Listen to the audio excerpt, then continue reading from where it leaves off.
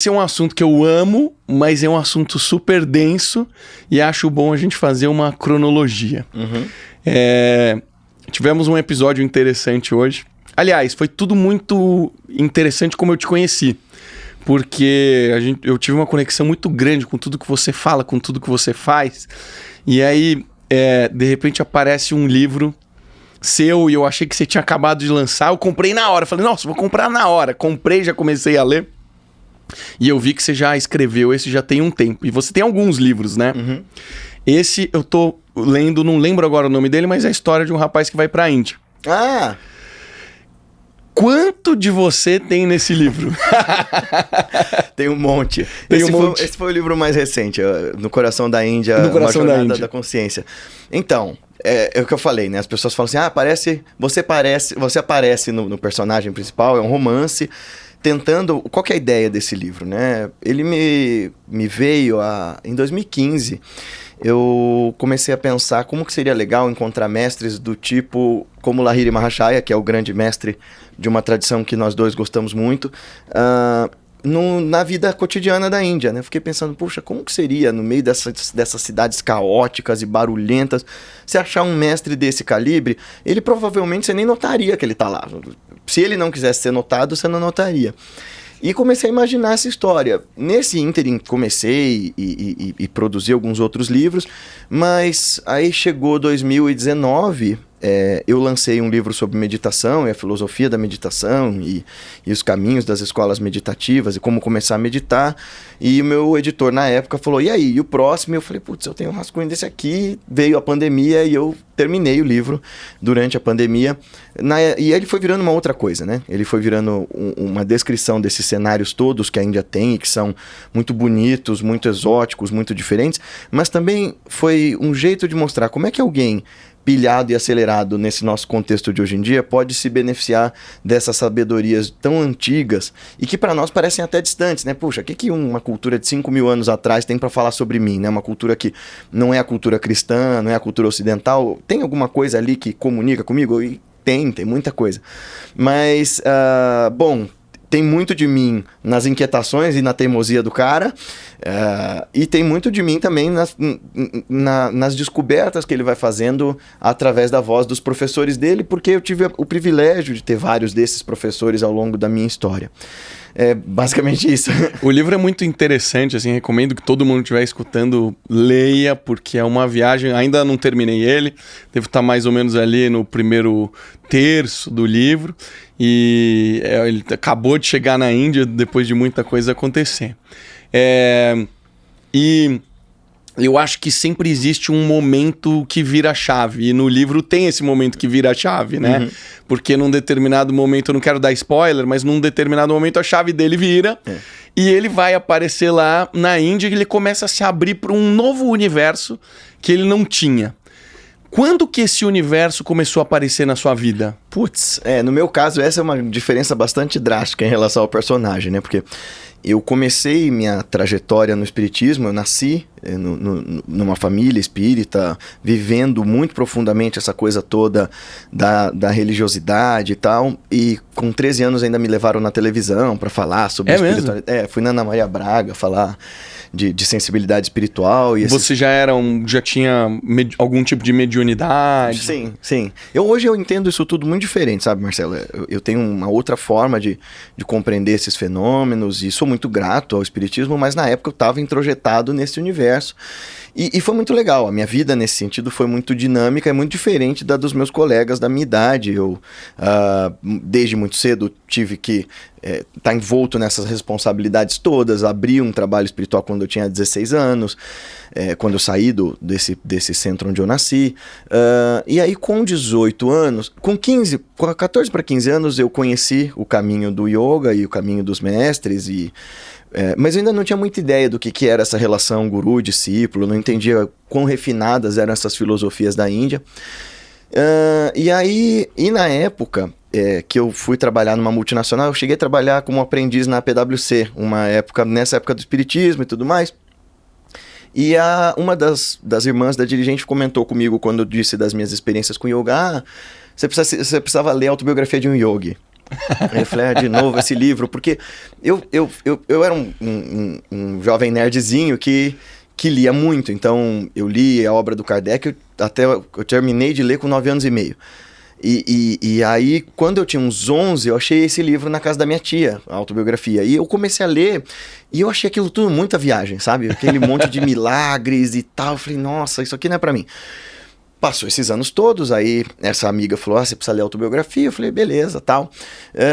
Eu saía da Price sempre pra ir pra Livraria Cultura, que agora faleceu. Infelizmente. Uma tristeza, que eu amava aquele lugar. Eu também. E aí eu ia pra lá, gastava meu salário todo na livraria. E quando eu cheguei, cara, e não é um livro comum de se ter na livraria, Verdade. mas tava assim, pum, na porta. Quando eu abri o livro, tive uma experiência muito profunda. Quando eu vi a foto de um dos mestres, eu desmaiei na livraria, o cara veio me ajudar. E eu senti uma conexão muito profunda com aquela história, com aqueles mestres e tal, mas eu não sabia explicar nada disso. Quando eu tinha 18 anos, 17 para 18 anos, eu entrei numa crise muito forte, assim. Então, até aí, eu estava vivendo esse universo da espiritualidade quase que full time, mas eu queria seguir uma carreira profissional normal, por assim dizer. Então, eu queria fazer direito, eu estava pensando em ir para a área política, alguma coisa assim.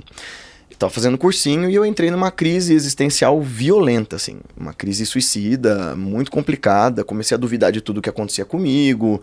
Fui escondido da família em neurologista para saber se eu não era esquizofrênico. E nesse contexto, meu mestre apareceu, né, e me disse, esse ano você vai para Bharat Mata. Aí eu, para onde que é? Bharat Mata é como um hindu chama a Índia, né? E aí ele apontou as cidades para onde eu iria. E eu não tinha dinheiro, nunca tinha saído do país, mas em 15 dias depois que ele disse isso, as pessoas que eu nunca tinha visto na vida apareceram para me pagar a viagem. Uau! E aí eu fui para lá, e é legal porque a gente fala dessa coisa do despertar e as pessoas imaginam que assim, vai acontecer uma coisa cataclísmica e meteórica na sua vida e você vai virar outra pessoa imediatamente. E a minha experiência mostra que isso não acontece assim. Aliás, se a gente não tá atento e presente, as paradas incríveis estão rolando na sua fuça, você não tá notando e não tá sendo afetado por elas. Nossa, mais de uma vez, as coisas estavam rolando na minha cara e eu não tava notando. Então eu fui pra Índia, vivi todas as coisas lá, recebi iniciação nas práticas da Kriya e tudo mais. E ainda levou um tempo pra eu melhorar, assim, pra eu me encaixar naquele universo. E aí, nesse processo, eu falei, não tem condição de eu fazer direito, eu vou fazer filosofia. Eu fiz filosofia, me especializei em filosofia indiana, né? Aí me filiei à Ordem Ramakrishna, fui pra Universidade Vivekananda Ramakrishna Vivekananda University, estudei com os monges de Varanasi.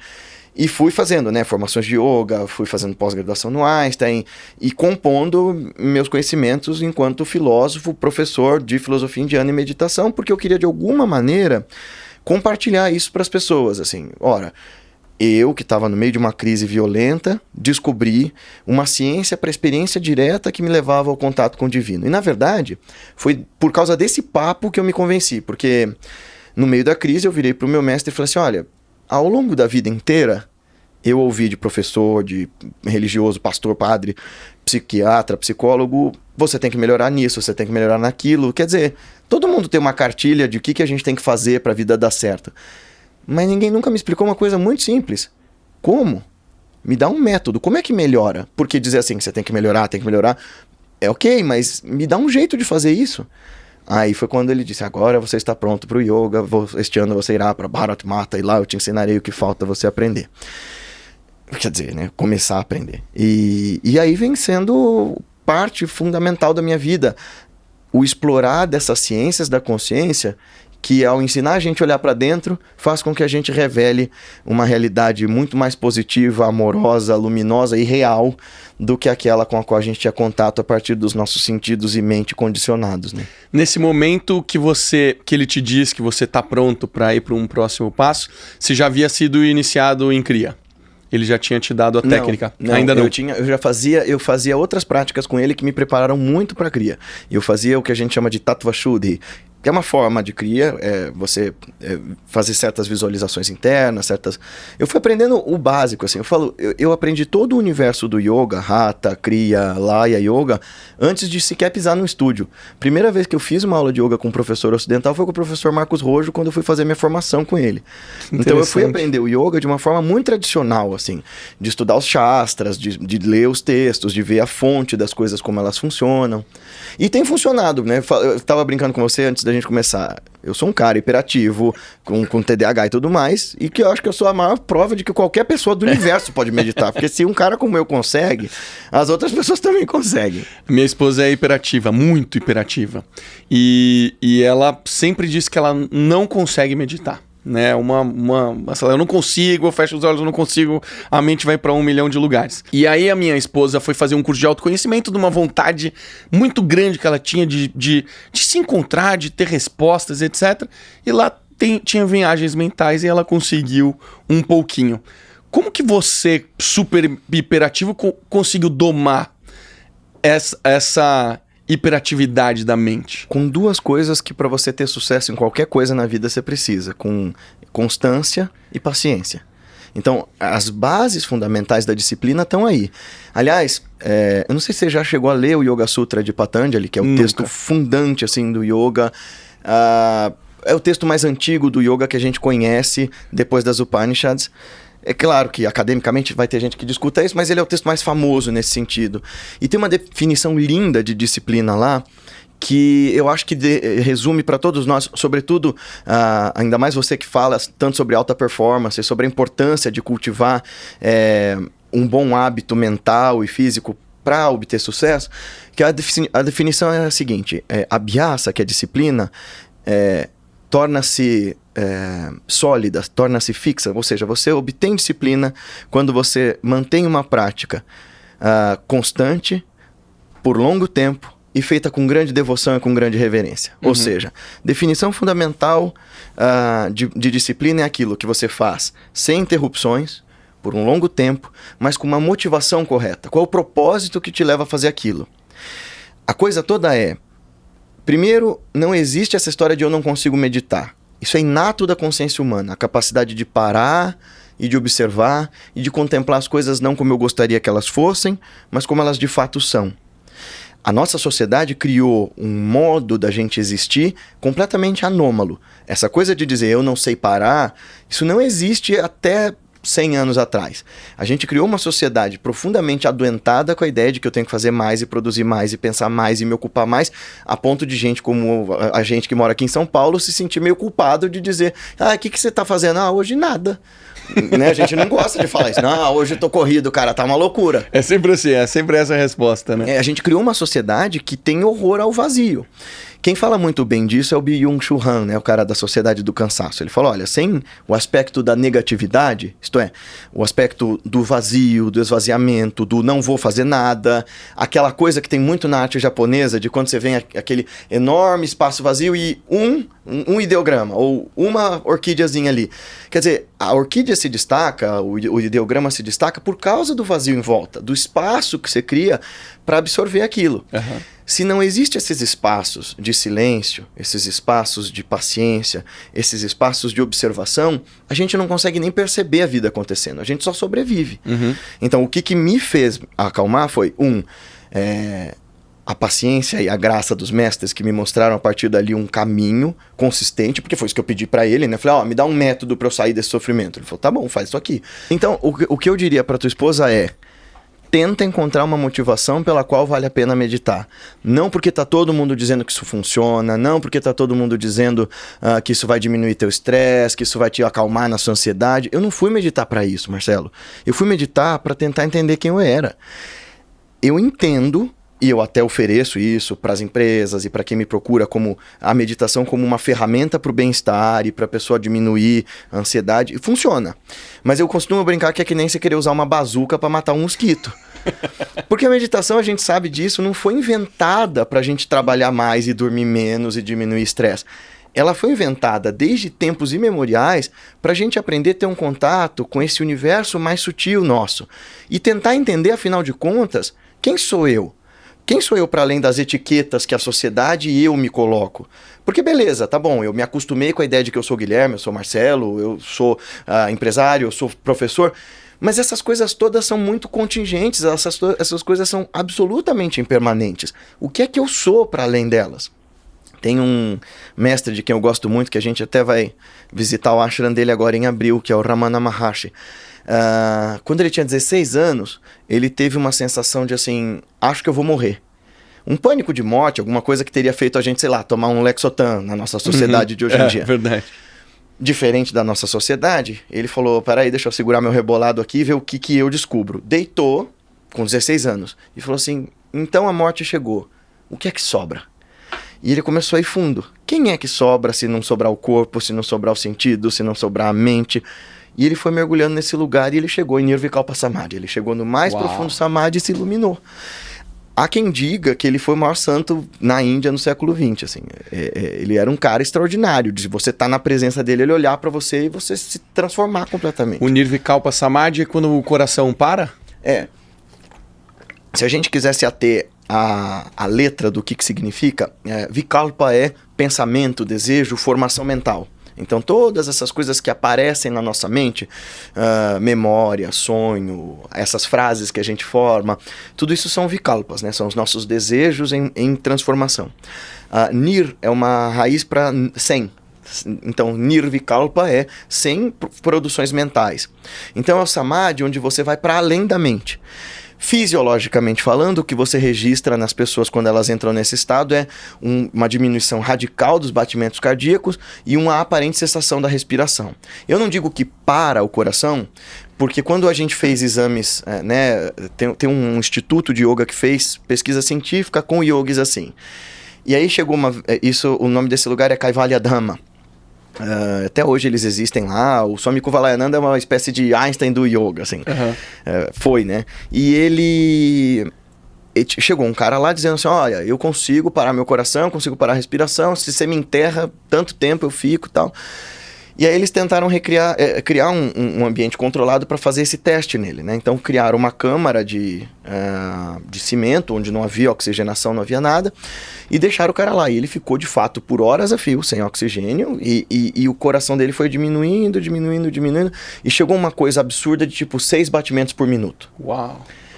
Só que aí chegou uma hora que eles tiraram o cara, porque o batimento dele começou a aumentar, e aí ele perguntou, e aí, eu consegui? Eles falaram, não, parar não parou. E o cara ficou arrasado. Assim, poxa, acho que eu sou uma fraude. Ele falou, não, mano, você não tem como ser uma fraude.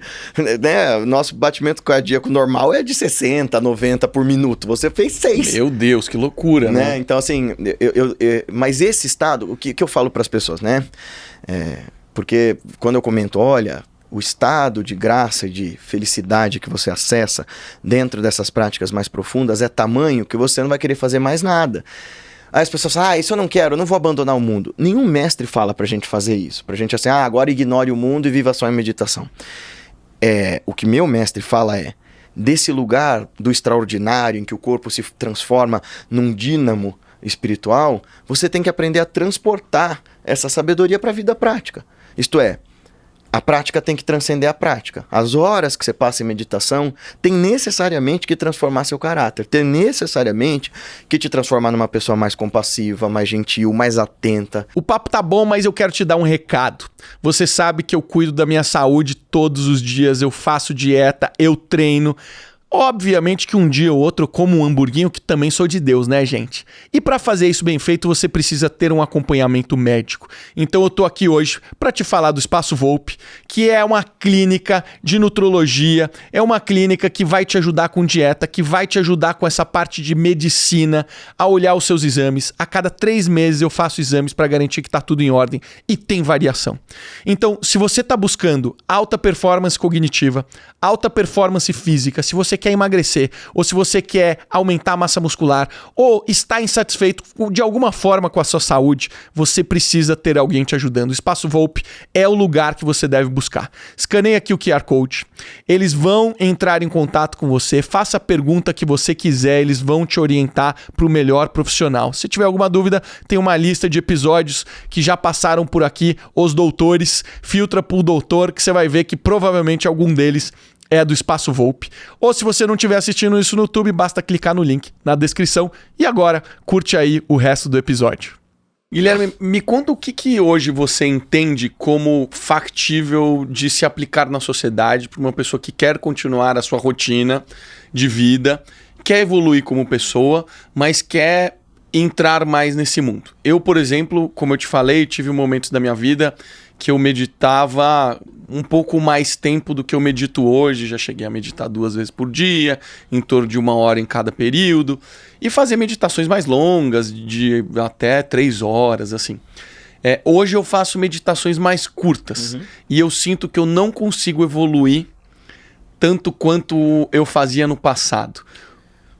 O que você acha que é o mundo que funciona hoje para uma pessoa como eu, por exemplo? Tá. Então vamos colocar 2 tipos de praticantes aqui. Porque, para quem não sabe, ele não é um praticante que tá só querendo perseguir o bem-estar com o yoga, né? Não, de jeito nenhum. Se você é o cara que tá fazendo meditação para fazer uma manutenção do bem-estar, fazer uma prática que seja de 15 a 20 minutos todo dia já é muito bom e vai melhorar a tua qualidade de vida, assim, de forma inacreditável, mesmo.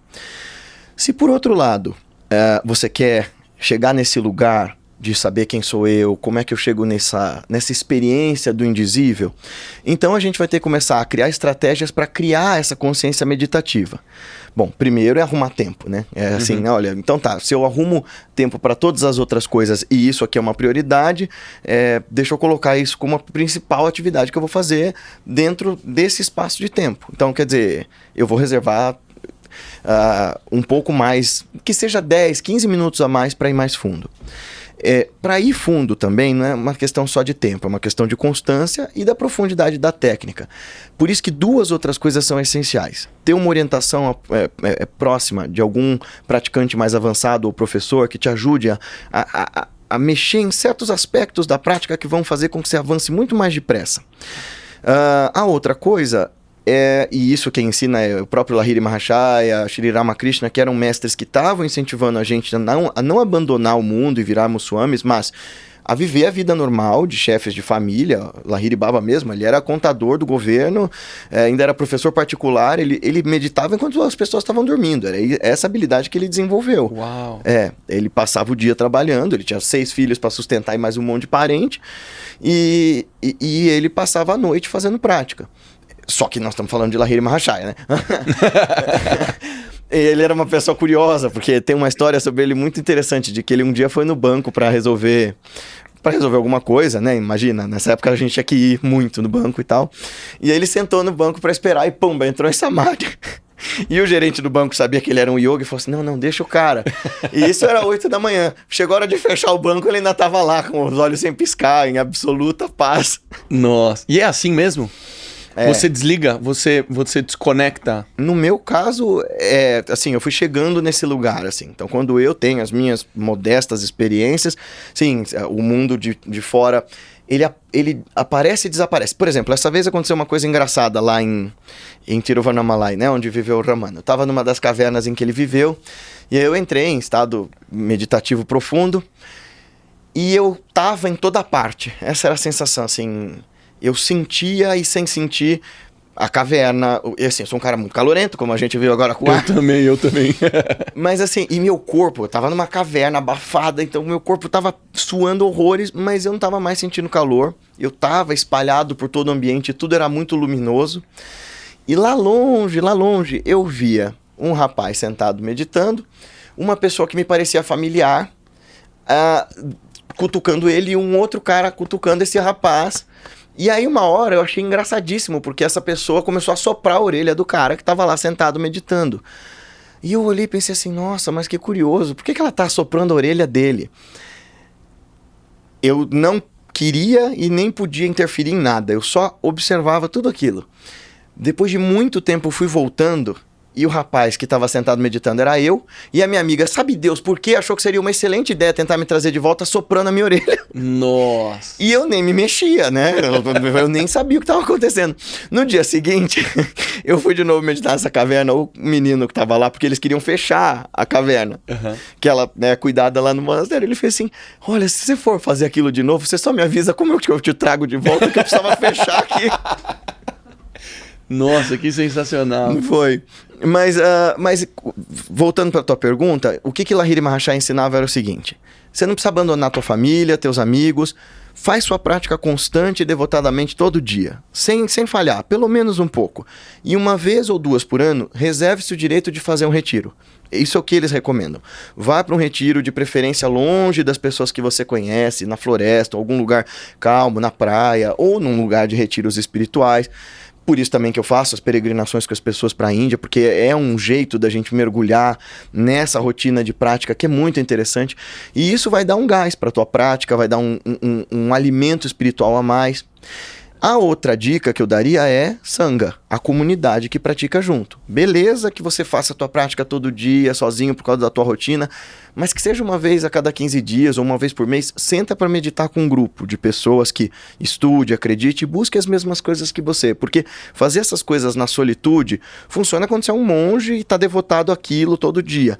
Mas quando você tem uma agenda completamente maluca da rotina para cumprir, essa fragmentação mental deixa difícil a gente transportar o bem-estar da meditação para o resto do dia, de modo que isso funcione no resto do dia.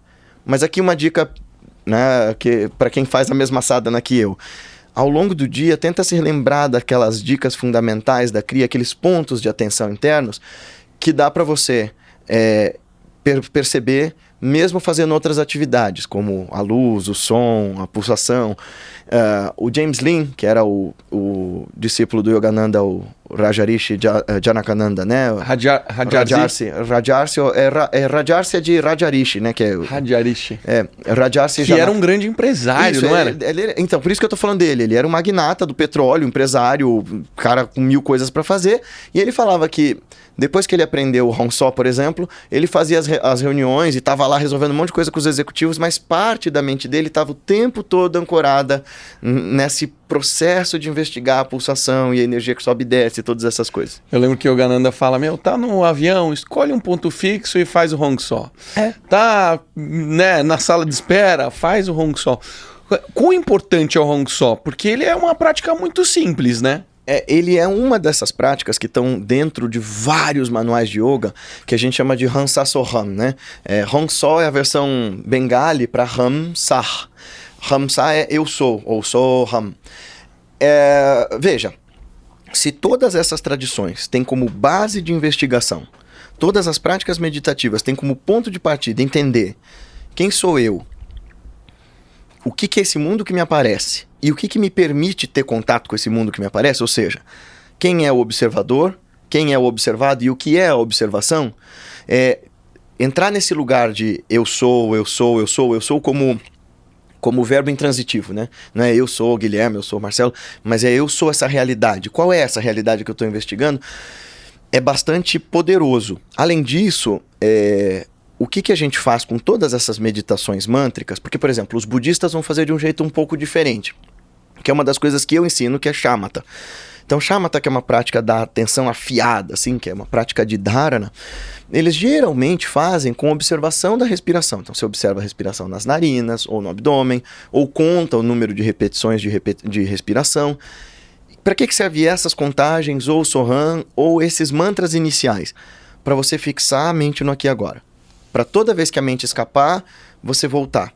Ah, Guilherme, mas não é a criatividade dessa mente que pula para lá e para cá que nos faz avançar e produzir arte, produzir tecnologia? Mais ou menos. Porque o que a gente sabe esses grandes gênios que fizeram grandes avanços na tecnologia, no mundo e tudo mais, eram hiperfocados na hora que estavam criando e tinham um ambiente fértil para cultivar esse estado de hiperfoco. Ou seja, eles tinham um jeito de estabelecer a consciência onde eles queriam. A gente tem uma sociedade em que a nossa atenção virou produto, a nossa atenção é commodity. E tudo bem, é como o mundo funciona. Mas tem aí todas essas big techs e todas essas marcas puxando a nossa atenção para todos os lados, porque é isso que vai nos tornar consumidores. Enquanto a gente está no mundo da prática, beleza, é assim que a gente funciona.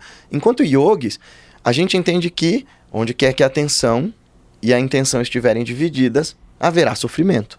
Toda vez que a minha mente não sabe para onde vai e que ela fica à deriva, o que eu produzo ali é ansiedade. É essa sensação de autoaniquilação, esse medo de que eu vou morrer, esse medo de que eu vou acabar, esse medo de que eu tô em ameaça. Pensa um pouco sobre essa psicologia do consumo, se não é exatamente essa sensação de ameaça que nos faz querer comprar cada vez mais. Tá me faltando alguma coisa e eu preciso desse negócio. Eles me colocam como se eu não vou sobreviver se eu não tiver um novo carro, a nova roupa.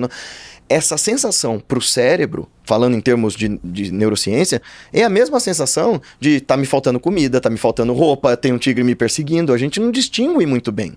Estabelecer a mente nesse lugar do eu sou, isto é, entender que aqui, agora, nesse instante, tá tudo bem. Nesse exato momento, não interessa o que eu tenho para fazer depois, não interessa quem eu fui antes de agora. Nesse instante tá tudo bem. Quem é você aqui agora? Isso te traz para esse lugar dessa experiência oceânica do indizível, essa experiência oceânica do que a gente chama de Ananda, que é felicidade. Eu tenho a sensação... Eu sou muito... como eu posso dizer? Iniciante em tudo isso. Apesar de estar nisso há muitos anos, eu ainda sou muito iniciante nisso. Somos. Né? Não, você tá... Pô, pelo que você conta, né? Então eu sou iniciante do iniciante. Eu tenho a sensação que a nossa sociedade, ela tá cada vez ficando mais doente. E eu fico com a sensação, e eu sempre tive isso na minha cabeça, eu não sei de onde eu tiro, mas eu falo assim, tem um termo no mundo de tecnologia que chama-se backdoor. Backdoor é a porta dos fundos. Normalmente é o lugar por onde os hackers invadem os sistemas e tal. E a gente tem o conceito no yoga que é o Maya, né? Que isso daqui é tudo uma ilusão e etc e tal. E eu sempre falei assim, cara, o backdoor do nosso plano terrestre é a meditação. Faz sentido isso para você? Todo, porque é a prática meditativa que vai literalmente hackear esse sistema que se ancora na ideia de que eu sou separado de você. O ponto de partida de qualquer yoga é tentar entender quem somos nós. E o que eles vão dizer para nós é a coisa mais radicalmente louca que qualquer pessoa pensando um segundo pode imaginar. Olha só, eu e você não somos separados. Ué, como assim? Eu tô me vendo e me sentindo aqui separado dessa mesa, separado de você e de você.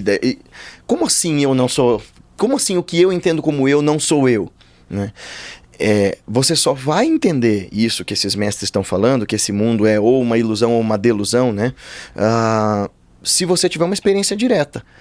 Uma forma de criar uma disrupção mental mesmo, uma forma de hackear o sistema e falar assim, ó, essa experiência que te prende nos sentidos e na mente, ela não é toda a história, deixa eu te mostrar uma outra forma de ver. E é isso que a meditação faz por nós, te levar a uma experiência concreta, direta, própria de uma realidade superior. Yogananda dizia que conforme você se dedicasse, praticasse, você receberia sinalizações para te motivar durante a prática, que é uma prática que leva tempo, né? Inclusive, uma das coisas que desanimava um pouco ou animava é que leva uma vida para você queimar o seu karma e talvez atingir a realização. E uma vez eu tive isso por meditação, que foi muito impressionante. Eu senti exatamente o que você sentiu, que como se eu tivesse saído do meu corpo e eu tava vendo tudo por cima, é como se eu fizesse parte de tudo, de todas as pessoas e etc. Isso pode ser considerado uma desses incentivos? Pode, assim? Claro. Veja, mesmo o samadhi não é iluminação. É isso que a nossa tradição fala, acaba fazendo a gente se confundir, achando que samadhi é igual ao fim da história. O que é samadhi? É o estado de supraconsciência, é um estado da mente alterado e catapultado a uma experiência superior a essa que a gente tem de quando a gente está conversando, trabalhando, vivendo. E todos nós temos isso. A gente tem formas sutis de samadhi, sei lá, quando, por exemplo, você abraça seu filho, quando você encontra um amigo muito querido, quando você para observar uma paisagem maravilhosa, quando você dorme profundamente sem sonhar. A diferença é o grau de consciência que você tem durante esses estados de felicidade. A mesma coisa acontece durante essas experiências meditativas. Elas são sinais claros de que sim, existe alguma coisa a mais. Elas são demonstrações práticas de que a sua realidade é superior a essa que você está experimentando.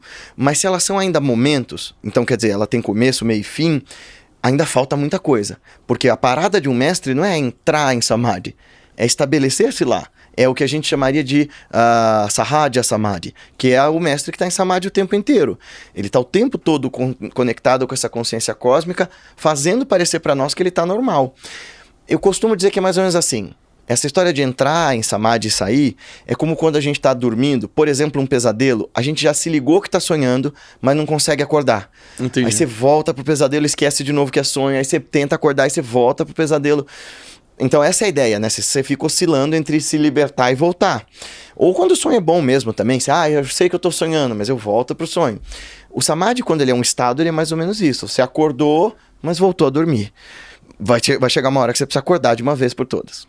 Tem uma passagem do Autobiografia de um Yogi que o Yogananda tá numa determinada cena e nessa cena tá Babaji e Lahiri Mahashai. E ele não vê o Babaji meditando embaixo de uma árvore. E o Lahiri confronta ele. Ele falou, você não viu o Babaji? Isso é o Shirukteshwar, né, que acontece isso. É com o Shirukteshwar? Então confundi. E aí ele fala assim, então você precisa meditar mais. O que exatamente ele quis dizer com isso? Que é aquilo que eu falei no começo da nossa entrevista. Às vezes, coisas extraordinárias acontecem na nossa fuça e a gente não nota, porque assim como onde quer que a nossa atenção e a nossa intenção estejam divididas haverá sofrimento, também onde a nossa atenção e a nossa intenção repousem, a gente cria a nossa realidade. Isto é, a meditação serve para limpar essa poluição interna, para deixar você ver as coisas como elas são. Mas a maior parte do tempo, a gente está sendo obliterado por desejos, ansiedades, inquietações. Essa passagem mesmo é uma delas, né? Que Shri Yukteswar estava ressentido com Babaji porque ele apareceu um dia lá para ele disse, espera um pouquinho que eu vou lá em casa buscar uns doces e já volto, e o Babaji falou, vambora, não tenho nada que te esperar não, meu filho, eu não tô atado às convenções sociais. Então ele estava ressentido, então ele não quis ver o mestre quando passou por ele. Um negócio bem parecido aconteceu comigo, mas eu fui mais chonho ainda, em 2016. Quando eu fui pra lá em 2016, foi a primeira vez que eu levei um grupo, e foi um grupo só da Sangha, só dos meus irmãos de prática e tal. E aí antes de eu ir, meu mestre falou, olha, vão ter momentos em que eu vou te tirar de junto do grupo pra você encontrar com alguns sadhus que não querem se envolver com as pessoas. Tá bom. Na minha cabeça, meio hollywoodiana, eu tava esperando que assim, uma hora de madrugada ia baixar uma neblina. E aí o mestre ia falar assim, está na hora. Aí eu ia levantar, e o pessoal que tava comigo ia falar assim, onde você vai? Eu falei, não posso dizer. Aí eu ia atravessar, ia pra uma caverna e voltar com os grandes segredos.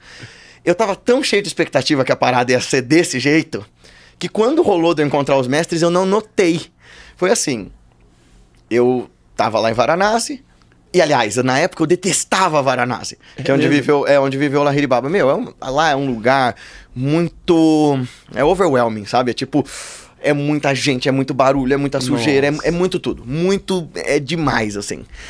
Então, eu já tinha ido uma vez e eu não curtia Varanasi, eu não achava um lugar legal. Daí nós paramos para assistir o Arati, que é aquela cerimônia do pôr do sol. E um menino estava trocando ideia comigo, ele achou interessante. Na época eu tava todo vestido de yogi, né? Tinha cabelão, usava roupa indiana. E a gente começou a trocar ideia, ele falou, nossa, como você entende e tal. Eu falei, é meu caminho. E meu guru é dos Himalaias, tal. Você quer ir nos crematórios comigo? Eu falei, vamos, né? E aí eu falei, mas e meu grupo e tal? Ele falou, deixa eles aí, você vai querer ficar assistindo o Arati de novo? Eu falei, não, vamos lá então. Daí a gente foi indo pros crematórios, andando ali nas escadarias, e passamos por um Nagababa. Nagababa são aqueles sadhus que ficam peladões, só com cinzas no corpo, né? Aí eu falei, todos brancos, assim. Né? Aí e com uma fogueirinha assim na frente dele. Aí eu falei, o Nagababa. Ele falou, mas não chega perto não, que ele não gosta de ocidental. Eu falei, tá bom. Daí entramos no crematório e tal, e E aí ele falou, você quer ver a fogueira de Shiva? A fogueira que não se apaga faz 5.000 anos. Eu tava imaginando que era uma fogueira da altura desse holofote, assim. Falei, nossa, super fogueira, deve ser o churrascão de Shiva. Não, cara, é um braseiro, né? E fica ali, sempre aceso. Daí eu tava lá, o braseiro, falei, que legal, braseiro, caramba. Veio 2 mãos do meu lado, assim, embaixo das cinzas, catou aquelas cinzas, começou a esfregar no corpo, um cara todo de preto e uns colares com umas caveiras. Eu falei, é um agori. Ele falou, como... você sabe? Eu falei, aham. Os agoris são os sadhus da via da mão esquerda, né, que a gente fala, que é... O Yogananda estudou com eles. Quem conta isso é o irmão dele no Mejda, né? O pai dele... Depois eu conto essa história, mas tomou uma puta bronca do pai dele na época, porque ele apareceu em casa com um crânio humano pra meditar. Nossa, isso eu não sabia. Esse livro é muito bom. Acho que é tipo... Quem lê a autobiografia de um yogi tem que ler. É o livro do irmão dele? Isso, chama Mejda. Esse eu não li. É muito, muito bom. É tipo... É a continuação do... né? Uma outra perspectiva pra você, inclusive, ver... que o Yogananda, desde criança, era muito extraordinário. Ele se coloca muito humilde na autobiografia, né? É verdade. A gente se identifica muito com ele por causa disso. Mas quando você vê quem estava em volta dele, vendo o que ele fazia já desde criança, você fala, mano, esse cara não era normal, mesmo. Bom, aí o cara enfiou a mão nas cinzas, tá? Falou, é um agori e tal. Eles vão pela via do que é repulsivo, assim. Então, sim, se Deus está em tudo, Deus é o que é bom, Deus é o que é mal. Então nós vamos comer comida estragada, nós vamos dormir em cemitério, nós vamos meditar sobre a morte em frente aos cadáveres e tal, para superar toda forma de repulsa. É uma forma de praticar. E que leva um monte de gente à loucura, mas aqueles que chegam lá se iluminam, né? Eu falei, posso pedir a benção dele? Falei pro cara que tava me acompanhando. Ele falou, pode. Aí ele falou assim, Mahadeva! Aí o cara olhou, ele falou, da. Aí eu fui lá, tal, me ajoelhei na frente do cara, ele deu 2 tapões assim na minha testa, pum! E, cara, foi como entrar num liquidificador cósmico, assim. Eu virei do avesso, eu perdi... Eu não sei quanto tempo passou, se foram segundos, minutos, eu só sei que eu me trimiliquei inteiro e eu apaguei, assim. Eu fui virado num... Como se fosse um liquidificador de fogo mesmo, essa era a parada. Eu voltei, Nossa, eu voltei que eu não conseguia parar, eu ficava arfando, o cara tava rindo da minha cara, enquanto eu olhava pros amigos dele, fazia... Aí ele falou pra mim, tchau, pode ir embora, já te dei o que você precisava, vai embora. Daí eu levantei meio catatônico assim, e tô voltando. Na hora que eu tô voltando, aquele sadhu que o cara falou, não chega perto que ele não gosta de ocidental, olhou pra mim e fez assim, merebete, alguma coisa assim, tipo, ele me chamou de meu filho. Falou, vem cá. Aí eu fiquei tipo, o quê? Aí eu ajoelhei nos pés dele, ele pegou, passou cinza assim e botou a mão na minha testa. E aí foi uma outra experiência, completamente diferente. Essa vez, doce, foi uma coisa bonita, assim. Eu tava num oceano de felicidade e paz. Passou um tempo, eu fiquei ali meditando com ele, uns 20 minutos, aí ele botou a mão na minha testa e falou, pode ir embora, vai embora. E aí eu cheguei lá em cima... E comecei a contar pros meus amigos. Falei assim, nossa, eu encontrei um sadhu. Eles, não é o que o Guruji falou que ia acontecer? Que você ia encontrar casualmente um sadhu? Eu, mas espera, não. E cadê Rishikesh? Cadê as luzes e a neblina? E aí, cara, eu tava ainda em negação. Depois que eu voltei pro Brasil, eu fui contar pra um amigo. Eu falei assim, engraçado, ele falou que ia encontrar um sadhu e tal. Ele fez, mas cacete, você acabou de me contar que você encontrou. Aí eu... Aí que você conectou. E parece quando eu tô contando de fora, as pessoas falam, nossa, mas que idiota, né? Mas eu tava tão condicionado pela minha expectativa de encontrar uma coisa em Rishikesh, porque a primeira vez que eu encontrei um mestre super blaster foi em Rishikesh, então achei que ia ser lá, que eu não dei conta de quando a experiência tava rolando. E isso acontece na nossa vida, nas coisas mais triviais também. Às vezes as coisas extraordinárias que a gente busca estão ali, acontecendo na nossa fuça, e a gente nem percebe. A questão toda e o trabalho de todas as práticas meditativas, portanto, é remodelar a nossa atenção. É direcionar a nossa atenção para a gente escolher onde é que a gente quer repousar a nossa capacidade de agir, a nossa capacidade de apreciar a realidade, porque isso muda tudo, né? E o que são essas bênçãos que você recebeu e quão importante isso é na evolução do seu desenvolvimento? Eu acho que, em termos de fenômeno, sabe? Tipo, nossa, que sensação maravilhosa. É irrelevante, é trivial. Nossa, é mais uma coisa pra eu contar que, olha, caramba, aconteceram várias dessas coisas com o Guilherme. Parabéns, né? E se eu nunca contasse, serviriam para que eu soubesse que existe uma coisa extraordinária por detrás de toda a superfície, ou por detrás das cortinas do espetáculo, Entendi. por assim dizer. Então, eu acho que a primeira função dessas bênçãos é isso. É dizer assim, tá no caminho, tá tudo certo, segue em frente. Por outro lado, esses mestres atuam de formas que a gente não entende, né? Em campos que a gente não percebe. O que eu imagino é que, através desse oceano de compaixão que eles têm, até um Zé Mané que nem eu começa a se tornar uma pessoa menos pior a cada dia. Então a gente começa a desenvolver algo novo, né? Você sabe que eu tenho lido isso muito e corresponde bastante com a minha experiência, né? Das pessoas dizendo assim, olha, meu mestre me concedeu um amor pelas coisas e pelas pessoas e pela vida que eu não tinha, ele botou ali. Então tem uma mestra sufi chamada Irina Tweed, ela era uma russa inglesa que estava ali envolvida com a teosofia e tal, e foi para a Índia, depois que ficou viúva, e conheceu o mestre dela lá. Ele era um yogi sufi, né, da via mística muçulmana e tal, mas ele era de família hindu. E ele comentava com ela que uma hora você vai desenvolver amor pelo caminho, uma hora você vai perceber meu amor por você. E ela era super bocuda, né? Então ela vira e fala assim, olha só, eu tô impressionada com você, eu tô fascinada, até mesmo encantada, mas amor, não tenho amor por você não. E aí ele fala, mas isso você não tem que ter não, isso eu é que tenho que te dar. Aí ela fica assim, como assim? Como é que você me dá amor? E aí passam os meses e ela tem um treinamento que por isso que chama Filha do Fogo, e na primeira edição chamava Chasm of Fire, Abismo de Fogo. E ela fala, olha, chegar nesse lugar é atravessar um abismo de fogo, dói pra burro, demora, dá trabalho. Mas ela fala, em algum momento ele me preencheu de algo que eu não tinha, ele me preencheu de um amor que não era meu. A mesma coisa com o guru, sabe o Ram Dass? Do Krishna Das, tal. Tem uma autobiografia maravilhosa dele, né? Sim, Bin Ram Dass, você chegou a ler? É bem legal. Ainda não, um amigo leu, falou, incentivou muito, isso que é maravilhoso. É fascinante, eu recomendo muito que todo mundo leia, até porque o Ram Dass é um ocidental que foi virar um yogi, então e é um ocidental com todos os nossos preconceitos, com toda a nossa soberba, e que foi modelado pelo amor do Maharaj, assim. E um dos amigos do Ram Dass fala isso, ele fala assim, olha, quando a gente estava com o Maharaj, o estranho não era ele amar todo mundo. Ele é um santo, o trabalho dele é amar todo mundo. Então eu achava normal que ele amasse todo mundo. O estranho seria se fosse o contrário. O louco de estar com o Maharaj era que quando eu estava com ele, eu amava todo mundo. E isso não era uma coisa que eu tinha fora dali. A gente tem as nossas rusgas, nossos ressentimentos e tal. O que esses mestres operam em nós é acessar lugares da nossa mente para criar coisas que nem estavam lá. O Yogananda fala isso. Nesse exato momento eu estou reprogramando as suas próprias células cerebrais. O Yogananda está falando de neuroplasticidade 60 anos antes da gente falar disso na academia, né? Então assim, e a linguagem que o Yogananda usa, se você compara com o que os neurocientistas hoje chamam de neuroplasticidade ou de neurogênese, você fala, putz, ele já intuía essa parada. Então, é outra prova para nós de que esses mestres, olhando para dentro, conseguiam perceber perfeitamente qual era o funcionamento do corpo, da mente e do espírito, e que a gente agora hoje consegue mensurar com a tecnologia. Tem uma coisa que me impressiona muito, que é o seguinte. O Sadhguru, que hoje talvez seja um dos mais populares do Ocidente, pelo menos me parece, acho que ele conecta tão bem com essa nova geração de mídia social e etc. Tem duas coisas que me impressionaram muito nele.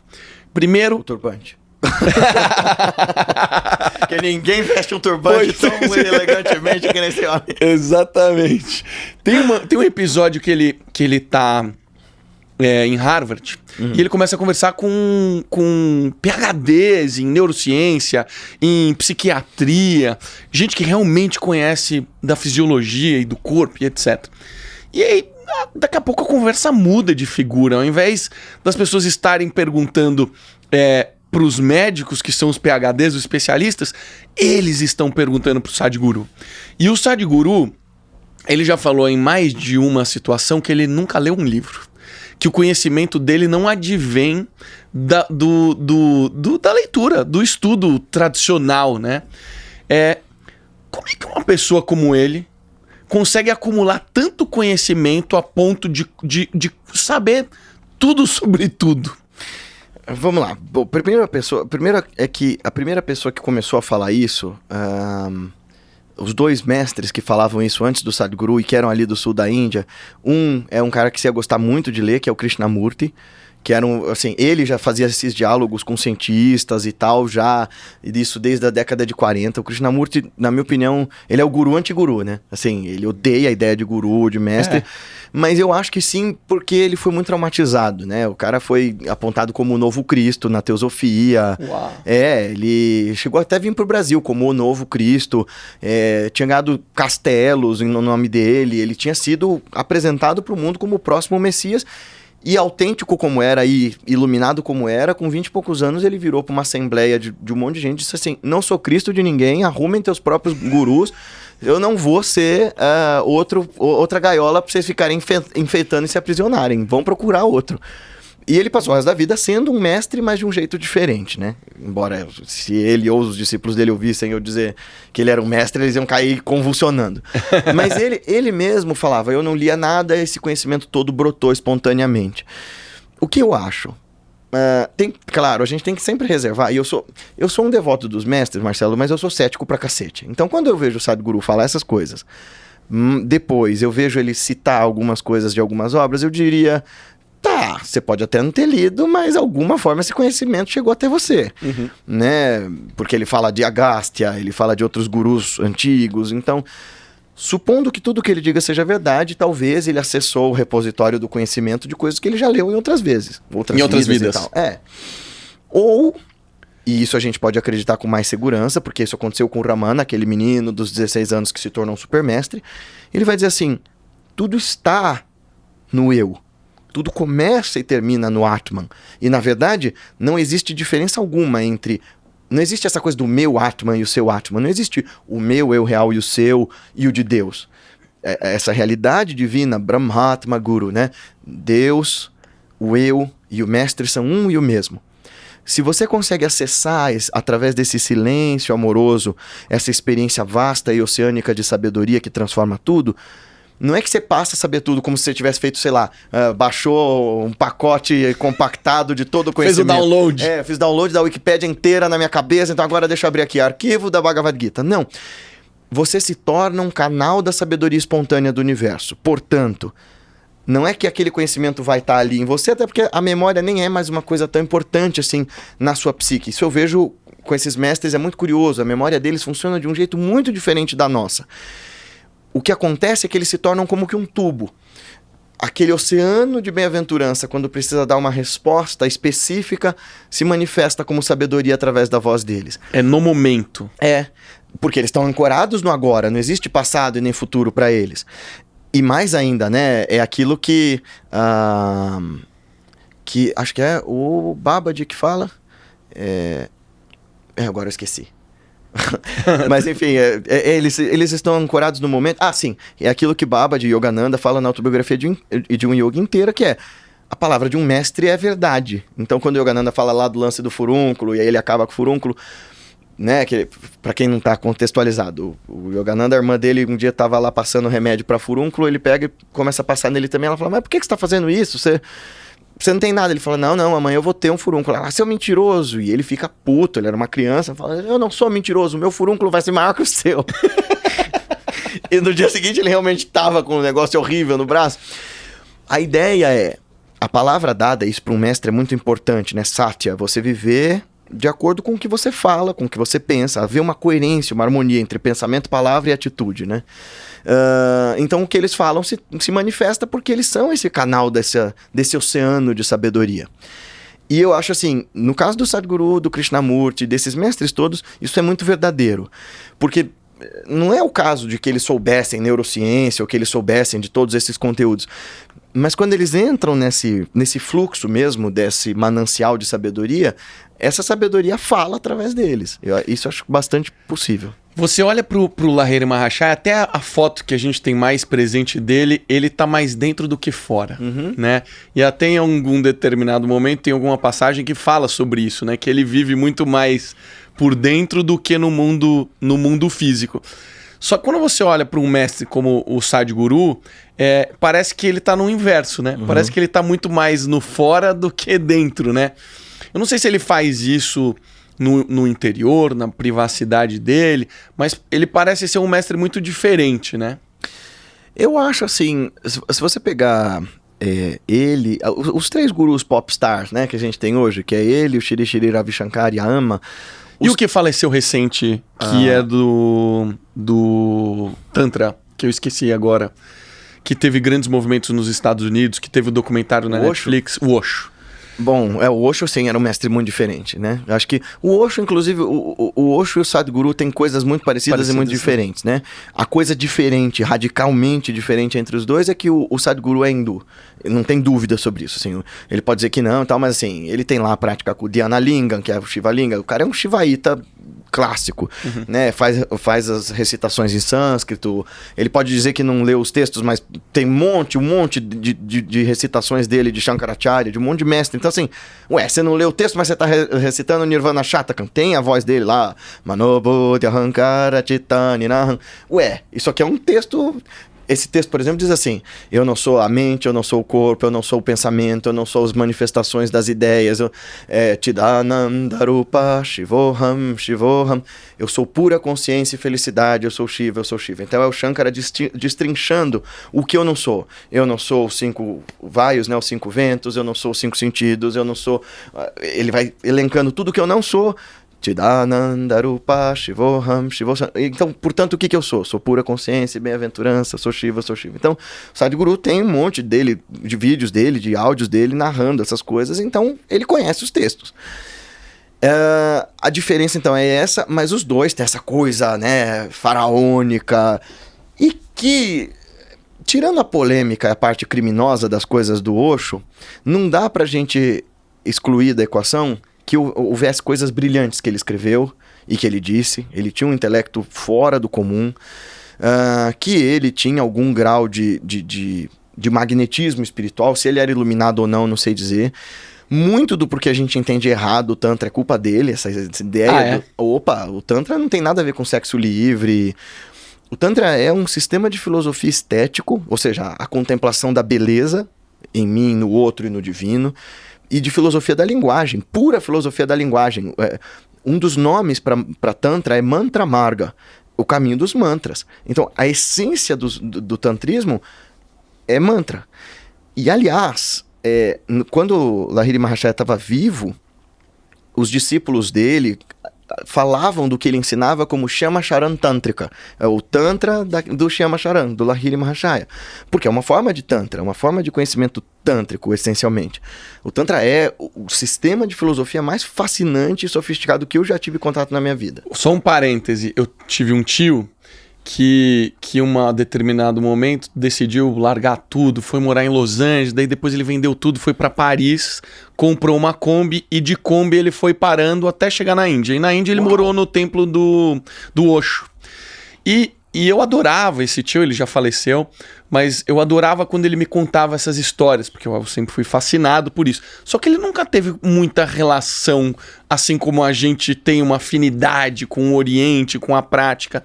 E quando eu explicava pra ele o que você fazia, o que era o Tantra, a explicação dele foi exatamente assim como essa confusão. Ele falava lá o amor era livre, tanto que eu tive problema com a minha esposa, porque eu comecei a me relacionar com outras mulheres. Então ele mesmo não conseguiu entender morando no templo do Osho. Você vê, o Tantra com o consorte, com a parceira, o parceiro, é uma prática dentre um universo vastíssimo de práticas, que é uma parada, é um dos métodos possíveis para você se iluminar, mas é aquela parceira ou aquele parceiro, sob orientação de um mestre, você vai transmutar a energia sexual em energia de iluminação. E é uma operação absolutamente difícil e sofisticada, fisicamente mesmo, porque teoricamente para você despertar Maituna, essa energia desse samadhi do sexo, você tem que conseguir transar sem parar com a tua parceira, teu parceiro, durante umas 9 horas e ir despertando chakra depois de chakra depois de chakra, e aí você entra em combustão espiritual ou exaustão. Que espetacular. Assim, veja, os dois têm méritos, né? O Sadhguru e o Osho espalharam a meditação para um monte de gente. Eu estava até te falando no começo. Quem está fazendo haver um renascimento do interesse dos indianos pelo yoga, pela meditação, é o Sadhguru e esses outros gurus populares.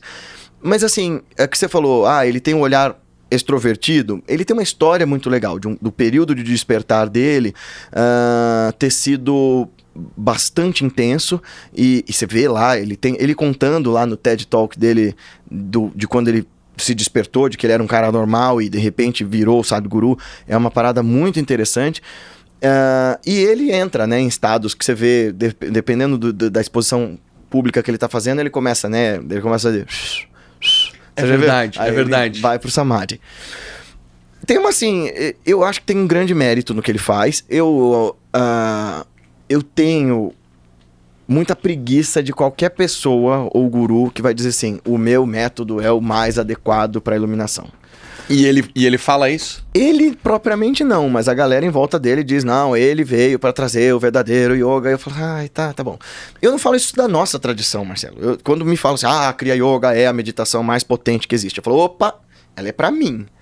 Existem vários caminhos. Eu encontrei isso, beleza, na Kriya, mas como é que eu vou deslegitimar a experiência dos budistas e dos jainistas, desses grandes meditadores que estão fazendo isso há tanto tempo quanto os outros yogis?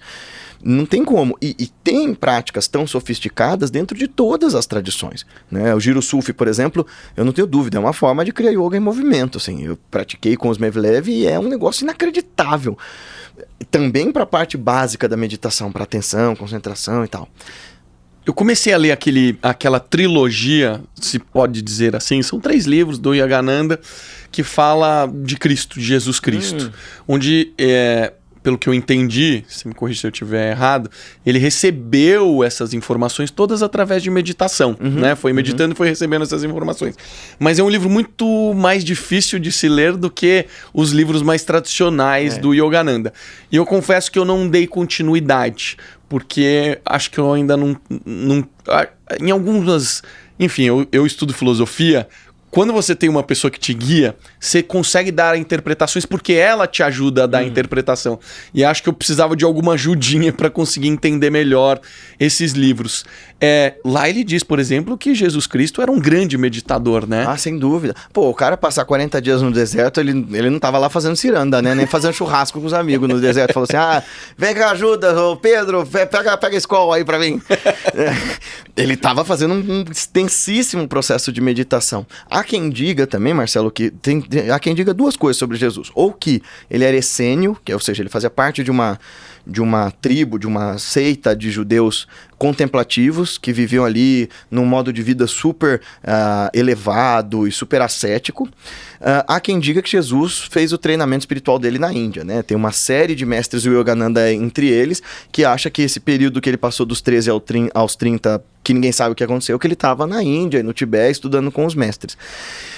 Fosse qual fosse a história, não dá para duvidar de que ele fosse um contemplativo. Quando você pega outros evangelhos apócrifos, como por exemplo o evangelho de Tomé e o evangelho de Filipe, tem passagens ali que Jesus está ensinando meditação mesmo. É fascinante, cara. É maluco demais, assim. Ele está ensinando exercício espiritual para os discípulos. E aquilo era tão estranho imagina, na época do concílio de Nicéia, eles escolhendo que livros iam para dentro da Bíblia, esse monte de exercício espiritual que tornava as pessoas livres de quaisquer dogmas não era um bom negócio de botar dentro da Bíblia, né? E sim, sobre essa intuição do texto espiritual, é isso que a gente faz lá no Instituto Revolução de Si, né? Aos domingos a gente faz Hatha Yoga. Explica o que é o Instituto. O Instituto é a escola de práticas espirituais e de estudo da consciência que a gente fundou quando eu tinha 16 anos e veio mudando ao longo do tempo comigo, e hoje é uma escola de filosofia e de meditação e de práticas mais profundas. Então, aos domingos, para quem assiste online, para quem vai lá, a gente faz prática de Hatha Yoga, porque o primeiro passo é fazer o corpo participar do caminho espiritual. Essa ideia judaico-cristã de que o corpo é pecado, o corpo tem que ser excluído e só a mente e o espírito são purificados, está errada. Não existe essa cisão. Enquanto você está aqui, corpo, mente e consciência participam de uma mesma realidade. E aí a gente em seguida vai estudar os Shastras. Então agora a gente está estudando o Tripura Rahasya, a gente já estudou a Gita, o Yoga Sutra, Lagavakyavriti, vamos estudar a Ciência Sagrada de Shri Yukteswar, que é outro livro dificílimo, né? Esse eu li, mas é muito difícil. Porque a galera olha e fala assim, ele é fininho. Não, mas ele é escrito na forma de um Shastra, de um texto sânscrito tradicional. Então, uma frase vai dizer um universo de coisas. Se você não tiver contexto, você não acompanha. O que eu digo no curso sobre o que você sentiu em relação a esse livro do Yogananda é: o texto ilumina a prática e a prática ilumina o texto, que é de onde o Yogananda tirou essa intuição para escrever tudo isso. Se você está afinado com essa sutileza dos mestres, com esse universo de conhecimentos dos mestres, espontaneamente a sua mente vai começar a navegar por esses lugares. Se não, você não vai entender nada do que está ali. Eu lembro que a primeira vez que eu li a Gita, eu não entendia nada do que estava escrito. Assim, o que é Purusha? O que é Prakriti? Do que eles estão falando? E depois, quando você está fazendo prática, o texto começa a te explicar o que você está sentindo durante a meditação. E você fala assim, tá, então é isso. Então, uma coisa complementa a outra. Até porque, dentro do campo das filosofias indianas, não existe também nem a separação entre corpo e mente e consciência, mas também não existe essa separação entre teoria e prática. O que um mestre vai te dizer é: tudo é prática. Umas mais sutis, outras mais densas. Você parece ter um domínio muito grande de sânscrito e hindi.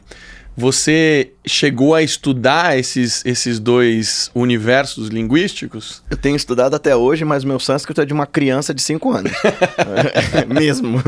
Eu sei pronunciar, eu sei recitar os mantras, eu sei fazer recitação, mas eu tenho um sânscrito bem rudimentar mesmo. Assim. Mas hoje é uma linguagem que é ativa, assim, pelo menos no universo que a gente vive? Uhum. Então, você sabe que eu fui estudar sânscrito porque Guruji falou: vai estudar sânscrito porque vai organizar seus pensamentos de forma matemática. Eu não continuei estudando, acho que é por isso que eu ainda continuo esse caos. Mas é interessantíssimo, porque você estudar outra língua te ensina a pensar de um outro jeito. E você estudar uma língua que é completamente diferente da nossa, porque você estuda inglês, espanhol, tem palavras parecidas, a estrutura das frases é mais ou menos a mesma, né? Mesmo que no inglês você mude a ordem das palavras, tem lá muito claro o que é sujeito, o que é objeto. Mas o sânscrito é uma língua inteira declinada, igual ao latim. Então, por exemplo, para eu dizer, sei lá, saudações ao Marcelo, eu não falo Om Namah Marcelo, eu falo Om Namah Marcelaia. Eu mudo, aliás, Marcelo tem outra terminação, aí tem... Cada palavra, dependendo da terminação, vai mudar. Então, o substantivo muda a depender do que ele é. Uau. Se eu tô falando para o Marcelo, com o Marcelo, do Marcelo, a palavra muda completamente. Então você tem Shiva, por exemplo, né? Shivaya, Shivena, Shivedi, Shivan, enfim, Shival. Cada um é um jeito da palavra Shiva aparecer na frase. Então você tem um jeito do substantivo, um jeito do verbo. O Di, isso. Guilherme Di. Isso, o Di é um sufixo de respeito. Isso é mais do Hindi.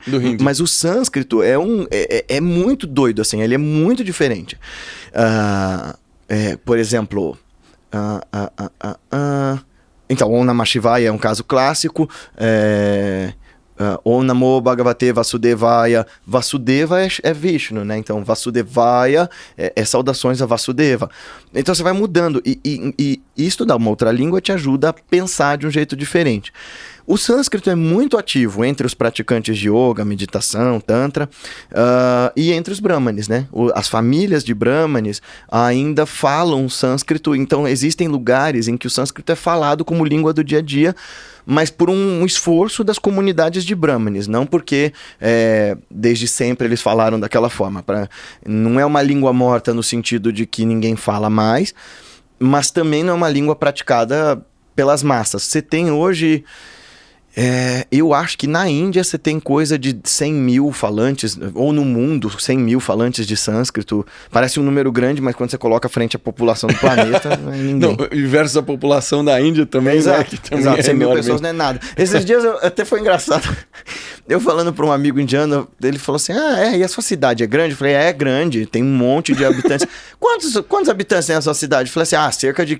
Na Grande São Paulo, mais de 15 milhões. Ele, isso é grande? Aí eu... lá no Brasil cara. É muito grande, lá é outro nível, né?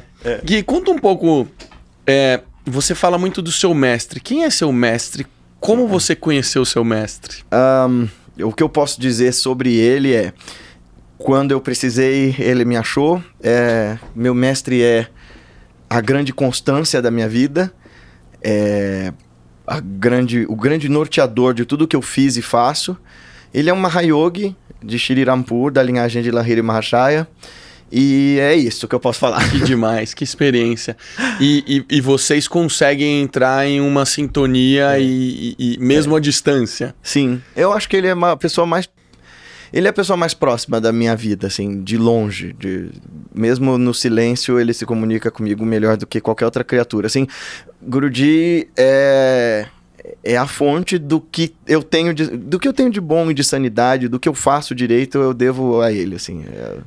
Quando alguém te pergunta qual que é o propósito da vida, qual que é a sua resposta? Eu acho que se a gente quiser simplificar muito, que é coisa que eu costumo não fazer, é felicidade. Mas o que é essa felicidade, né? O Yogananda chama essa felicidade de realizar Deus. Eu acho que o propósito da vida, de forma muito clara, é achar meios de encontrar uma paz que não acabe, uma alegria que não acabe, um amor que não acabe, uma sabedoria que não acabe, e saber transbordar isso para o coração dos outros seres. Então, saber que não existe fronteira e nem barreira entre eu e o outro, e fazer com que nós participemos juntos dessa felicidade construída, eu acho que é o objetivo da vida.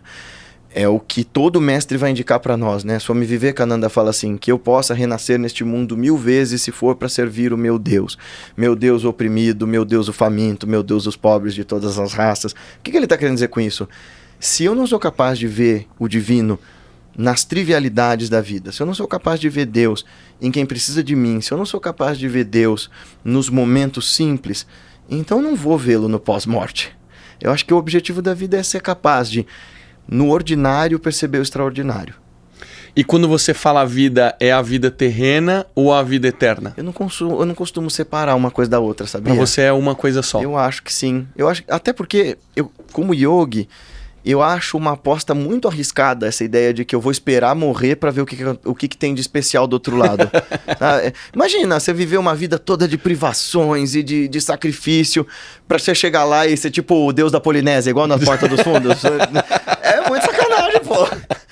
Eu fiquei sem comer chocolate porque eu fiz promessa e não serviu de nada. Isso é uma coisa que o yoga tem me dado, sabe? Essa liberdade de perceber que se Deus é tão absolutamente vasto, que ele fez um universo tão complexo, e ao mesmo tempo tão amorosamente íntimo, que ele me conhece como ninguém, ele não vai exigir meu sacrifício sobre nada. Ele quer, essencialmente, se ele existe como os mestres dizem, ele quer a nossa felicidade profunda, desde que a gente entenda que essa felicidade não pode ser fruto de egoísmo, né? Então, assim, o que qualquer yogi vai entender para nós é: você tem que preservar seu bem-estar e tudo mais, mas antes de qualquer coisa, a sua realidade participa com a de todos os seres. E no fundo, a gente fala que o ego é a fonte, né, de sofrimento em Maya, como egoísmo, egolatria e egocentrismo, não por uma questão moral, de alguma ideologia política ou social, de não, vamos ter que compartilhar as coisas, mas é porque ela é a experiência mais singela da nossa realidade. Para começo de conversa, nós, enquanto seres humanos, somos profundamente dependentes uns dos outros. A gente é o bicho mais chonho que existe, né? Qualquer animal sai da mãe e já sai andando. A gente demora 15, alguns 40 anos para conseguir sair, né?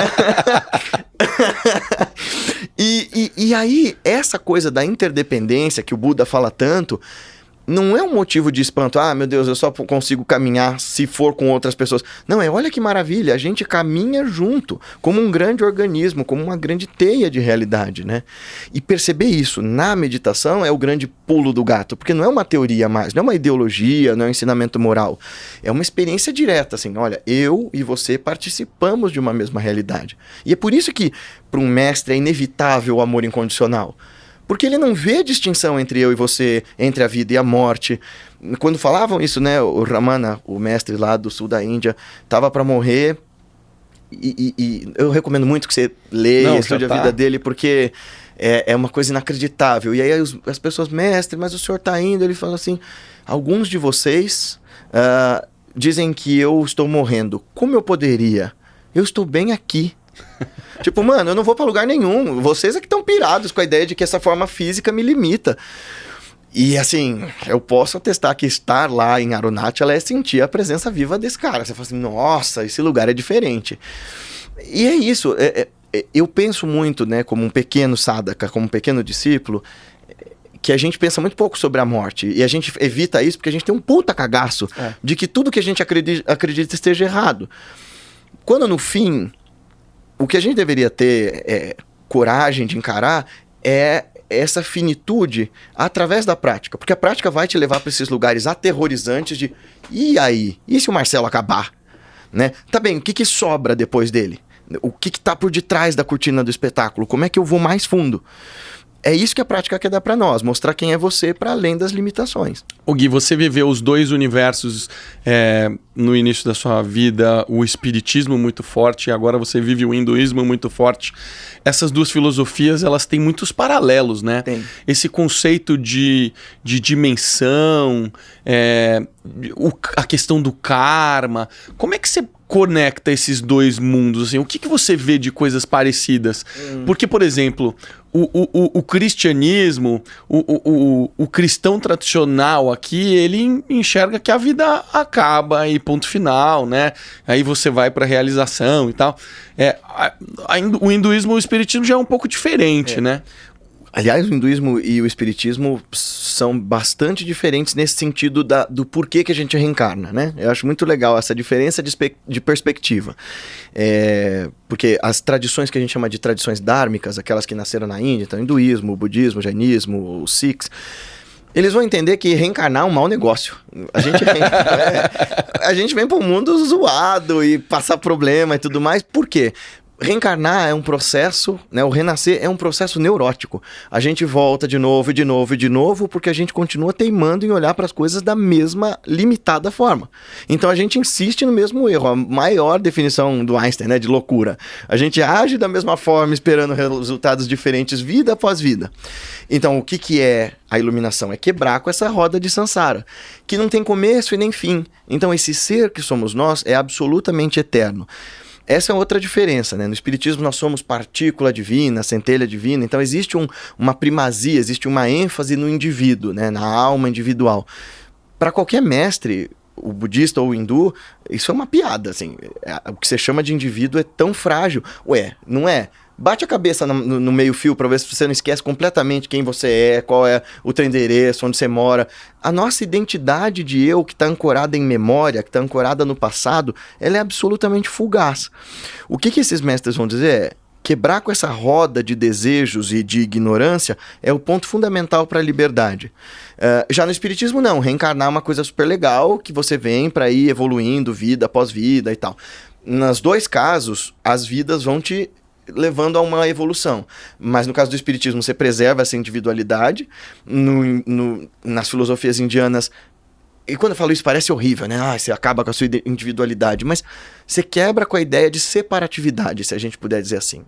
De que eu sou separado e independente do mundo, porque tudo é interdependente, codependente.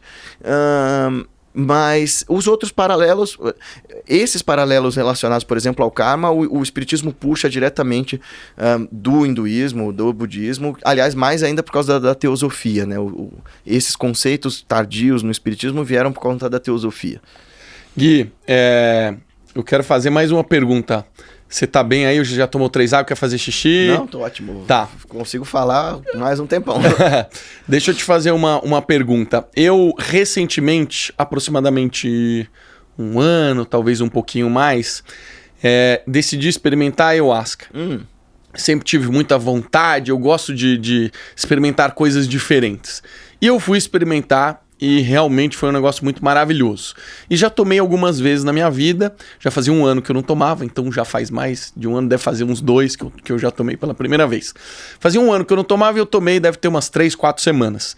E foi muito maravilhoso, porque no processo de tomar ayahuasca, eu explico que é como se você receber... É um atalho de como se você... Como se eu tivesse a habilidade de entrar na meditação profunda que você, com muita prática, conseguiu chegar. Essa é a minha explicação ignorante, tá? Pra você tentar chegar próximo aqui do que eu vivi. Foram 5 horas. É um processo meditativo a prática que eu fiz. Depois que você entra na força, você começa a processar muita coisa, muitas informações vão na sua cabeça, você fica completamente absorto por amor. E num dos momentos, eu processei muita coisa, eu vou para um outro plano espiritual, onde estava lá, eu encontro com o Lahiri Mahashai, ele coloca a mão na minha cabeça e fala assim: filho, você a partir de agora tem o dom, tem a habilidade de vir aqui quando você quiser, sem precisar tomar nada. Foi isso que aconteceu. Eu não sei, enfim, ainda estou aprendendo sobre isso, Gui. Mas a ayahuasca, assim, obviamente que eu entendo que quando eu tomo, eu entro nesse processo. Eu não sei se você já teve a oportunidade de tomar, já teve... É parecido? Ele respondeu que sim, pra quem não tá assistindo no YouTube. Então, eu fiz 2 vídeos lá no meu canal sobre a ayahuasca. Eu vi. Eu fiz um antes de tomar e depois que eu tomei. Tomei 2 vezes, eu quero até experimentar mais uma vez, dependendo dos contextos, num propósito mais científico mesmo, porque até a minha amiga que estava na segunda vez, ela falou: pô, mas você ficou fazendo prática durante... e você não se entregou, você não se soltou. Eu falei: eu sou um yogi, gente, eu não vou me soltar numa experiência sem saber o que eu tô fazendo. Porque mesmo quando isso acontece durante as práticas, eu tive, olha, eu tive algumas experiências mais profundas e assustadoras durante a meditação do que com a ayahuasca, assim. E não tô falando isso, uau, como o Guilherme é avançado, não é nada disso. Eu falei isso pra todo mundo. Eu não achei nada na ayahuasca que eu não tenha encontrado na prática. Mas a dinâmica é bem diferente, porque a prática tende a acalmar esse turbilhão mental. A ayahuasca te joga no turbilhão. É verdade. E eu não sei se você percebeu isso, que você ali... e isso foi uma coisa que me vinha como uma intuição muito viva na primeira vez. Tudo é forma pensamento, tudo é forma pensamento. Toda vez que um monte de coisas começavam a aparecer, vinha essa lucidez prístina, quase um sino dizendo assim: tudo é forma pensamento. E aí a coisa dissolvia. Porque eu não sei se você percebeu que qualquer coisa que você joga é como se você jogasse uma sementinha e ele vira um... Então, se você joga uma coisa boa, nossa, vira uma experiência amorosa, magnífica, incrível. Se você joga um trauma, vira aquela experiência maluca. Então, ela é uma medicina que tem sido muito banalizada e vulgarizada por quem não sabe utilizar. Eu não acho que seja para todo mundo, porque você precisa de condições mentais minimamente equilibradas para poder passar por uma parada dessa sem trauma. E, no entanto, eu acho que tem um poder incrível. Eu conheço gente da minha família mesmo que se curaram, que viraram outras pessoas. Eu tenho um primo que dá esse testemunho e eu sei disso, assim, que ele estava completamente envolvido com drogas, com uma pá de coisa, e a vida dele, depois da ayahuasca, fez assim, pluf, virou outra parada. Então funcionou como remédio mesmo, assim, espiritual. Eu não acho que seja possível se iluminar utilizando de nenhuma substância. Porque, assim, os textos são bem claros sobre isso. O próprio Yogananda, né? O próprio Yogananda também. E ele está anteparado por toda essa tradição de mestres antes. Eles falam: olha, dá para você acessar samadhis de determinados tipos, usando determinadas substâncias, usando até as joias astrológicas, igual o Shri Yukteswar ensina e tal. Mas, enquanto você precisar de uma coisa externa, ainda aquilo não é uma realização, aquilo não é um estado seu. Uma conquista. Isso, aí ele é só... Teve uma vez, inclusive falando sobre essa coisa da indução à meditação, quando o Yogananda voltou para a Índia em 1935, ele chegou no ashram de Shri Yukteswar e tinha um menino ali se esforçando muito para entrar em estado meditativo e não conseguia. O Yogananda ficou com dó e chamou o menino num quarto, botou a mão na testa dele e levou o menino pro samadhi. Na hora que ele fez isso, ele ouviu lá de baixo o Shri Yukteswar gritando: Yogananda! Bravo. Putaço, assim, como, né, a gente imagina que ele era. Aí o Yogananda chega: o que é, mestre? Ele fez assim: o que você fez? Você estragou todo o meu trabalho com o cara. Nossa. Aí ele falou assim: mas eu não sei. Ele falou assim: agora ele vai achar que o samadhi dele depende de nós e não dele. Olha que demais. Assim, então o mestre pode te catapultar para essa experiência, mas que o nome disso é Jada Samadhi, né? O samadhi induzido. Mas a questão é, se ele é só um estado, ele tem o mesmo valor objetivo para sua psique do que as memórias que você criou, sei lá, no dia da tua formatura, no dia que você viajou para fora a primeira vez, sei lá, quando você teve a primeira relação com a tua esposa, ai, que coisa mágica, nunca me esquecerei. Tem o mesmo valor, é uma memória, tá lá no passado. O que Guruji fala sobre isso? Qualquer experiência espiritual, até que te leve à iluminação, incluindo a ayahuasca, serve para criar novas memórias. Ou seja, memória não é um lugar do cérebro, né? Aqui tem a gaveta do meu trabalho, aqui tem a gaveta do meu filho, aqui tem a gaveta da escola, aqui tem a gaveta dos meus primeiros 5 anos. A memória, neurologicamente falando, são caminhos percorridos pelas sinapses, né, elétricas ou químicas, e que aquele caminho cria um padrão no cérebro, mais ou menos como uma estrada. Então, a primeira vez que você vai fazer uma coisa, é como se você estivesse abrindo uma estrada no facão. É super difícil, é super lento, mas a segunda vez você já tem uma trilha, a terceira, a quarta, você vai abrindo a trilha. E tem coisas tão consolidadas em nós que é uma rodovia com 8 faixas, pedágio e tudo mais.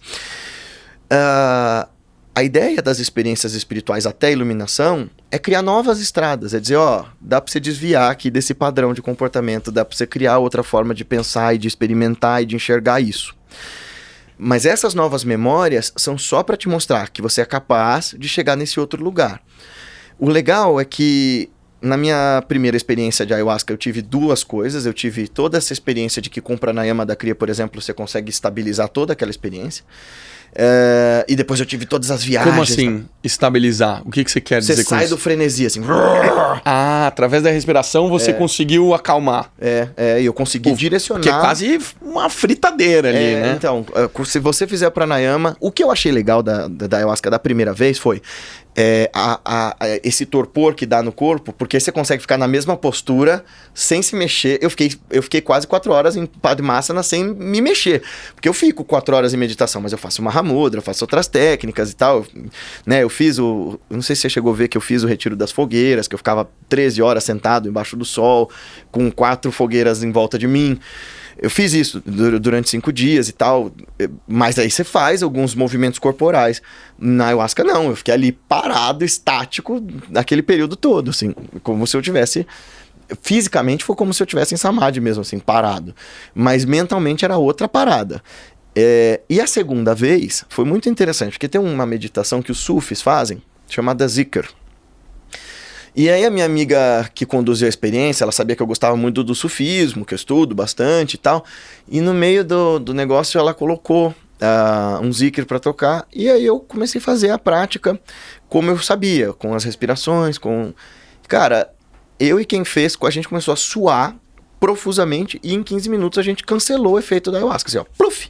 Desligou, assim. Eu tava normal. Aí eu precisei tomar de novo porque tinha acabado. Acabou, passou. Nossa. Então eu vi as práticas meditativas ultrapassar os neuroativos. Claro, quem faz isso é mestre. Uhum. Tem essa história do guru do Ram Dass, você já ouviu? Do LSD? Que ele toma e que ele cancela? Teve uma história de que ele dessa? não teve nada. Não teve nada. 2 vezes. A primeira vez foi quando o Ram Dass conheceu ele, e que tava ali, né? O professor de Harvard, recém-demitido, super cético. E aí o Maharaj começa a contar o que ele tá pensando, ele fica estarrecido. E aí um dos dias lá ele falou assim, escuta, você tem aquele remédio iógico na sua mala?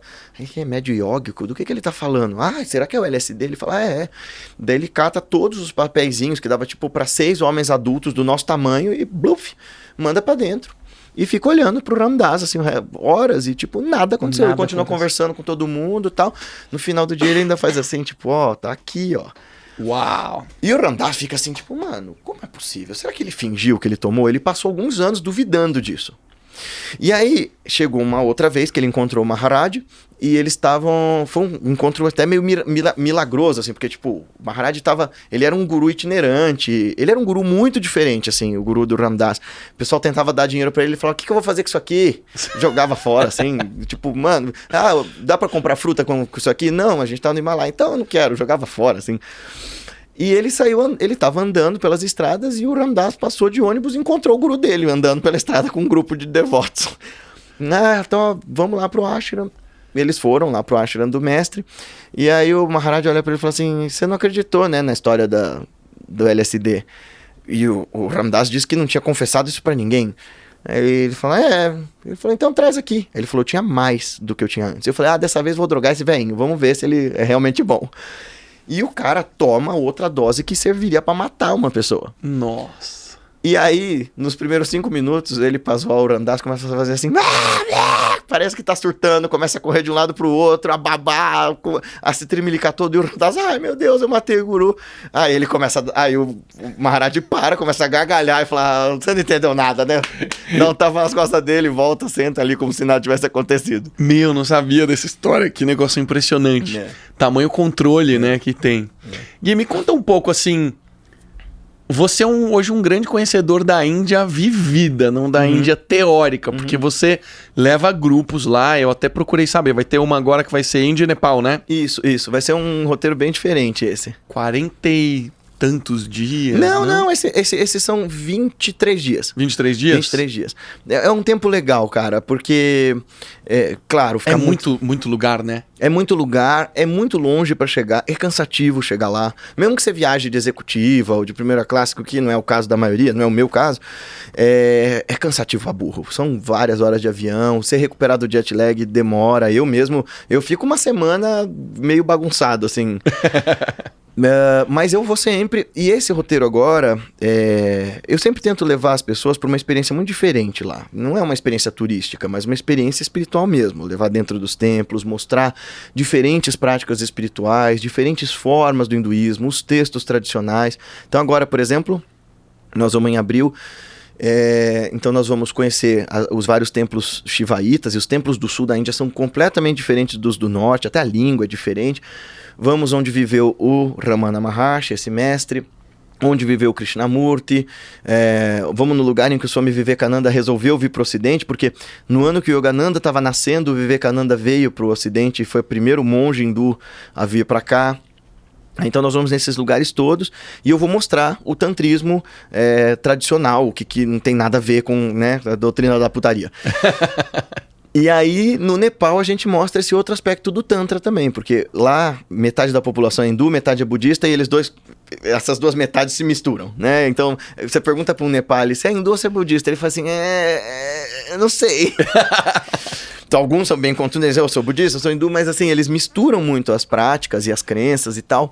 E é muito legal ver como é que lá nos Himalaias essas tradições se preservaram de um jeito diferente. Um dos meus gurus, que não é da linhagem da Kriya, ele é de lá. E ele vem de uma linhagem de brahmanes que preserva esses ensinamentos desde sempre. Então, ele hoje é um professor da Universidade de San Diego, mas... aliás, recentemente ele veio a público como guru, até então todo mundo achava que ele era um acadêmico. Mas ele foi ver energia elétrica, por exemplo, a primeira vez com 12 anos de idade. Nossa. Então ele foi treinado como um brahmane até os 12 anos. O pai dele falou, bom, agora eu já te passei tudo que eu podia, vem comigo. Leva ele até um ponto de ônibus. É a primeira vez que ele vê um ônibus, ele fala ainda que tipo, mano, o que é aquele monstro vindo pra cima de mim? E aí ele vai para Katmandu e aí ele vai estudar com os grandes mestres do seu tempo. Então ele é um gênio, assim, tanto intelectual quanto espiritualmente. E ele mostra para nós como que, assim... Essas escolas e esses textos e essa sabedoria muito antiga está muito bem preservada no Nepal. É bem legal. É um outro universo. A Índia é diferente, o Nepal também. Mas quem que pode ir? É só quem é o yogi? Porque eu vejo lá que em diversos momentos vocês vão nos ashrams, vocês vão nos templos, existe o momento da meditação. E acho que às vezes as pessoas que querem conhecer esse lado espiritual da Índia, mas eu não tô acostumado com meditação, será que eu vou ficar lá 4 horas meditando? Eu não sei nem se eu aguento, né? Minha esposa mesmo, ela tá com muita vontade de ir, mas ela não medita. Não, a gente preparou um roteiro, veja, eu sou um yogi vivendo no Brasil ocidental, né? O Brasil do carnaval, o Brasil de tudo isso. Então eu entendo que eu mesmo não entrei de uma vez nesse universo. Eu quando comecei a meditar fazia 15 minutos por dia, parecendo que era uma eternidade. Então eu entendo esse lado das pessoas, a gente prepara roteiros que são para qualquer pessoa que queira. Tanto que assim, agora mesmo que eu fui para os Himalaias, tinha uma amiga minha que é uma senhora de 75 anos, foi junto comigo e tal. A Ângela é um ponto fora da curva, mas ela foi já 3 vezes comigo pro sul, pro norte e agora pro super norte, pro Himalaia. Então a gente prepara roteiros que qualquer um possa ir, possa praticar, experimentar a meditação. Então eu gosto de levar os grupos junto comigo, porque eu e a minha equipe a gente dá o treinamento personalizado para cada pessoa. Se a pessoa não gosta de meditar, eu vou mostrar o lado turístico, o lado histórico e filosófico, e ela vai curtir muito, porque isso é mostrar a Índia viva para além da bagunça, da sujeira ou simplesmente das lojinhas e do Taj Mahal. Tanto que eu não coloco mais Taj Mahal nas minhas viagens. Eu falo, não. Isso aí tem outros grupos, outros professores. Vocês querem aprender... Isso é commodity. Você quer ver... Você vê que engraçado. Eu fui pra Índia, agora vai ser a 11ª vez, não sei. E eu nunca fui pro Rajastão. Udaipur, Jaipur, essas cidades que são lindas, mas eu nunca fui pra lá pra fazer turismo. Se eu quiser fazer turismo, eu vou pra Europa, pô. Eu vou, sei lá, pra Disney. Eu vou pra Índia pra uma busca interna. E eu acho que esse é o lado legal de fazer. Eu sempre mostro o lado turístico. Tem hora... O Nepal, por exemplo, pro pessoal que gosta de comprar, e brasileiro pira nessa parada de comprar coisa. Nossa, o Nepal é uma birutice, assim. Coisas de arte e tal, são muito legais. E são coisas que você não vê por aqui, assim. É muito legal mesmo. Mas, ao mesmo tempo, a gente está interessado em mostrar o que é que faz, como Yogananda fala na autobiografia, né? O que fez com que a Índia tivesse, como uma das nações antigas, um destino diferente da China, da Babilônia e do Egito. O que fez com que a Índia continuasse até hoje é a tradição dos mestres, que... Passam séculos depois de séculos, eles continuam lá com esse propósito fundamental que é achar meios hábeis, técnicas e práticas que libertem a gente do sofrimento. Essa é a essência do que a Índia é. Encontrar caminhos científicos de olhar para dentro e revelar quem sou eu e como é que eu deixo de sofrer. Gui, teve um determinado momento da minha vida, eu não sei de onde eu tirava essas coisas, mas eu fui muito cedo de internet. Uhum. E aí eu comecei a ter acesso a informações, porque não existia Google, não existia site de busca, não tinha nada disso. E eu lembro de ter recebido um texto de uma limpeza interna, que agora eu não me lembro o nome. E eu fiz essa limpeza. E é uma limpeza que você coloca água salinizada, e você faz alguns exercícios físicos onde você vai transpondo essa água até ela sair em forma de número 2, até que quando você vai fazer uma determinada vez só sai água, né? Uhum. Eu vejo que a filosofia do yoga tem muitas dessas questões de limpeza. Uhum. Você vê momentos na Índia que pessoas fazem sangrias. Uhum. Você vê pessoas que colocam coisas dentro do estômago e depois tiram. O Paninho, próprio... né? O paninho. A limpeza nasal que eu faço até hoje. Jalanete. Como é que chama? Jalanete. Jalanete. E muitas outras, né? Me parece que muitas das medicinas que a gente está buscando até hoje já existem há milhares de anos na Índia. Ah, sim. O Ayurveda é um sistema completo de medicina. A Índia gosta de dizer que ela é a mais antiga de tudo, né? Ela é a mais antiga nas artes marciais e que ela que levou a arte marcial para a China, ela é a mais antiga na medicina. Eu não sou esse tipo de pessoa que vai falar que tudo foi inventado na Índia, mas de fato a Índia e a China são lugares onde a civilização humana floresceu de um jeito poucas vezes visto.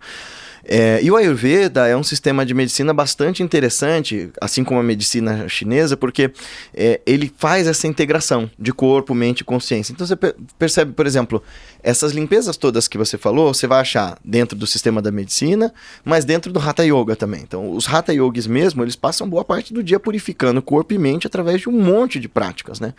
Essa daí da água salinizada, o yogi consegue uma parada... Os yogis mais avançados conseguem uma parada que sucesso do pompoarismo. Eles sentam numa bacia de água e aí puxa a água e depois espelha, assim. Que loucura. Veja, eles vão dar explicações espirituais e físicas muito profundas sobre essas coisas. O que eu faço é de Jalanete mesmo. Eu tentei fazer o do catéter, sabe? Aquele que você faz, você enfia o catéter no nariz, aí puxa pela garganta para abrir as fossas nasais. Você já fez isso? Nunca. É terrível. Nossa. Deve ser agoniante. Bastante. Eu fiz algumas vezes, mas é difícil de fazer assim. Eu tenho alguns professores que fazem. O João, que é um dos professores lá do Marcos Rojo, ele engole o paninho de 4 metros, vai engolindo, depois ele puxa tudo para limpar o esôfago, né? Mas o que a gente sabe essas práticas todas tendem a fazer com que não só você deixe seu corpo mais bem condicionado, mas que você cria uma própria percepção absurda, né? E a gente, por mais que a gente seja, no Ocidente, materialistas, acelerados e pragmáticos, a nossa capacidade de sentir e perceber o corpo, por exemplo, é péssima. A gente não sabe sentir de onde brota uma emoção, onde no meu corpo eu sinto tristeza, raiva, alegria, tal.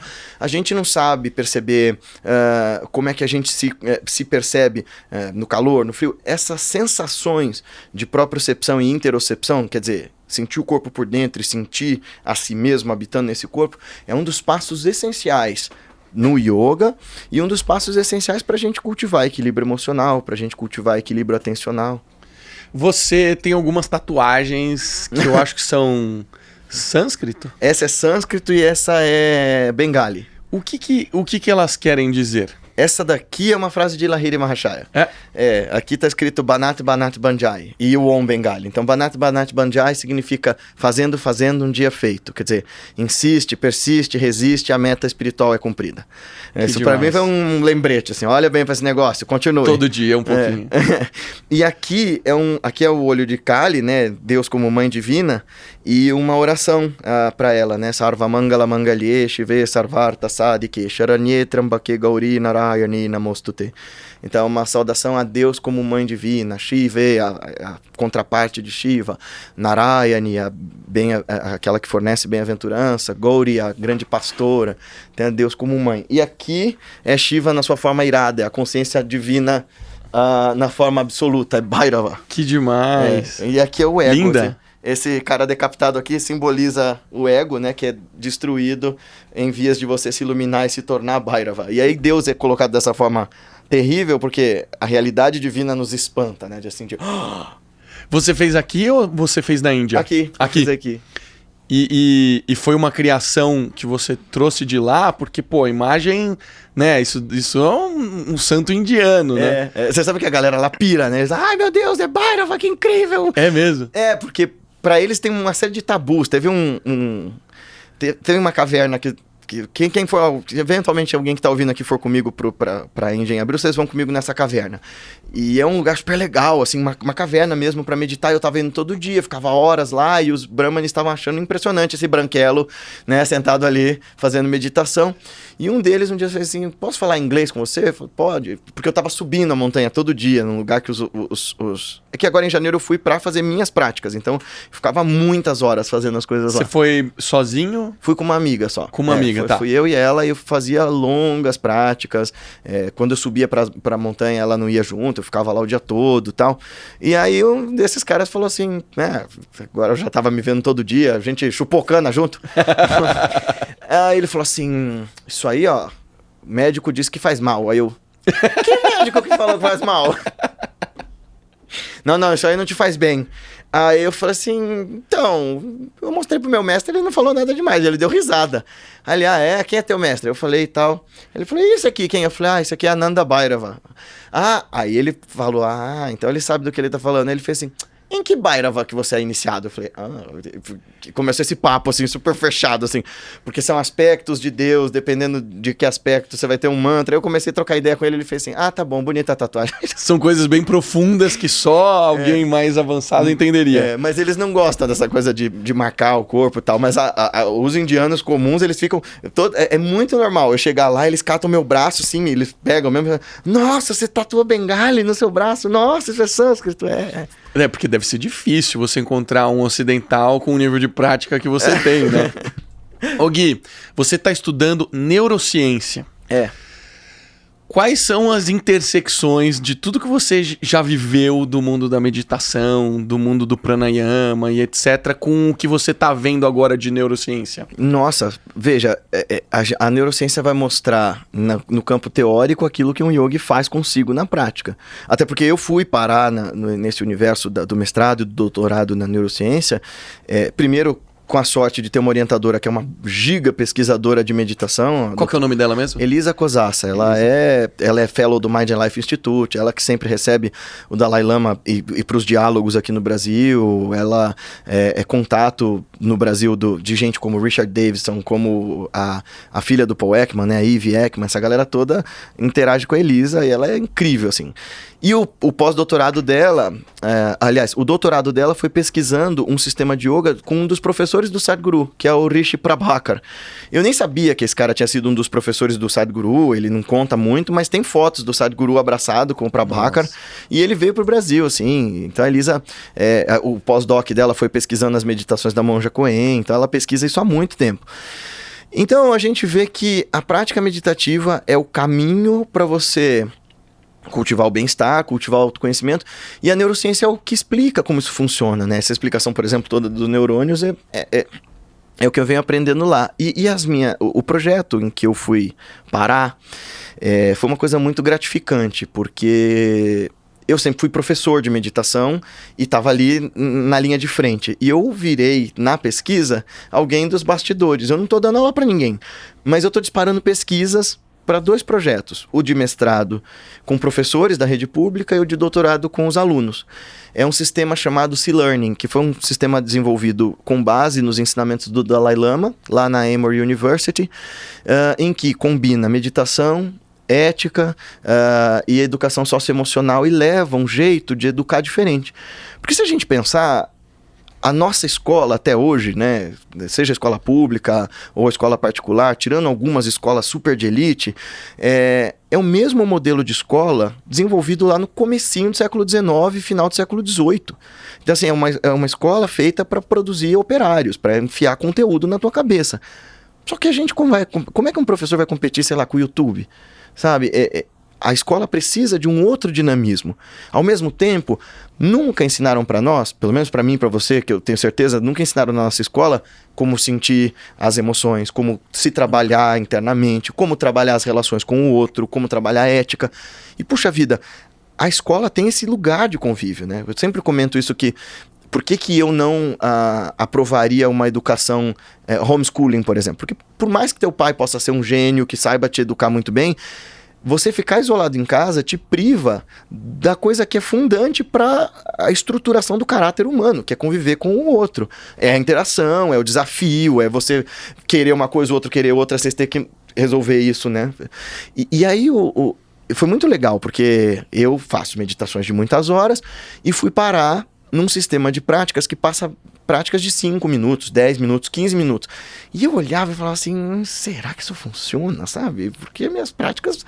Pô, você recebe depois da segunda cria, a Kriya Yoga vai durar 3 horas uma sessão.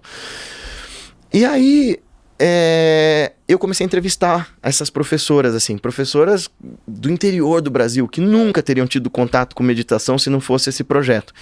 E, cara, primeiro que a Elisa falou isso pra mim, ela falou, olha, presta atenção, porque talvez isso que você tá achando trivial é o máximo que essas pessoas conseguem chegar. Eu falei, bom, deixa eu ver. E eu comecei a entrevistar essa galera e, putz, era tão legal. Tinha uma senhora evangélica falando assim, nossa, isso aqui mudou minha vida, eu já ensinei pro meu marido, quero ensinar pra todo mundo na igreja, isso aqui é muito legal, tá me fazendo um bem danado, eu voltei a ter ânimo pra dar aula. Eu falei, putz, isso é muito interessante. Então, aí meu projeto gira em torno disso, de ver assim, de ver aquilo que a gente comentou lá no começo, dos níveis e dimensões da prática meditativa.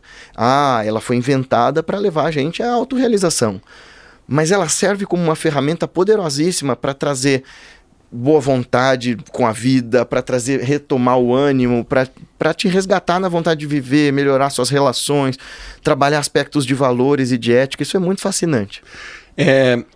Acho que foi semana passada, a gente conversou com uma neurocientista também, e ela falou muito sobre as novas conexões neurais, desenvolvimento de novos hábitos e etc. Meditar é o desenvolvimento de um novo hábito. Sim. Neurologicamente, quando a gente começa a praticar isso, existem novas conexões neurais? Com o tempo, sim. Com o tempo, sim. Porque, lembra, o nosso cérebro moldou o caminho das sinapses de acordo com aquilo que é nosso hábito diário. Então, o nosso hábito diário nessa sociedade em que a gente está é acelerar cada vez mais, é produzir cada vez mais, é dormir cada vez menos. O que a meditação faz é o contrário disso, é dizer, para, olha, observa. Tem uma passagem bíblica que eu acho que é uma excelente metáfora para a gente explicar o que é a meditação e por que ela cria essa possibilidade de um novo jeito de operar-se no mundo, um novo jeito de perceber a realidade, um novo jeito de se encantar com a vida. Dizem que Jesus um dia quis atravessar o mar da Galileia para encontrar outros discípulos, né? E aí no caminho estava dentro do barco um monte de pescadores que eram discípulos dele, então gente que estava experimentada no mar, que sabia como navegar. E Jesus dormiu. No meio da viagem veio uma puta tempestade que começa a sacudir o barquinho para lá, para cá, para lá, para cá.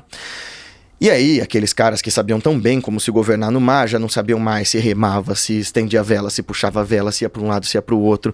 Até que um deles olha lá para o canto do barco e Jesus está dormindo tranquilamente. E ele grita, mestre, pelo amor de Deus, nos salva. Aí Jesus acorda, olha para a tempestade e diz para ela, acalma-te, cala-te. E a tempestade cessa. Isso é meditação, isso é yoga.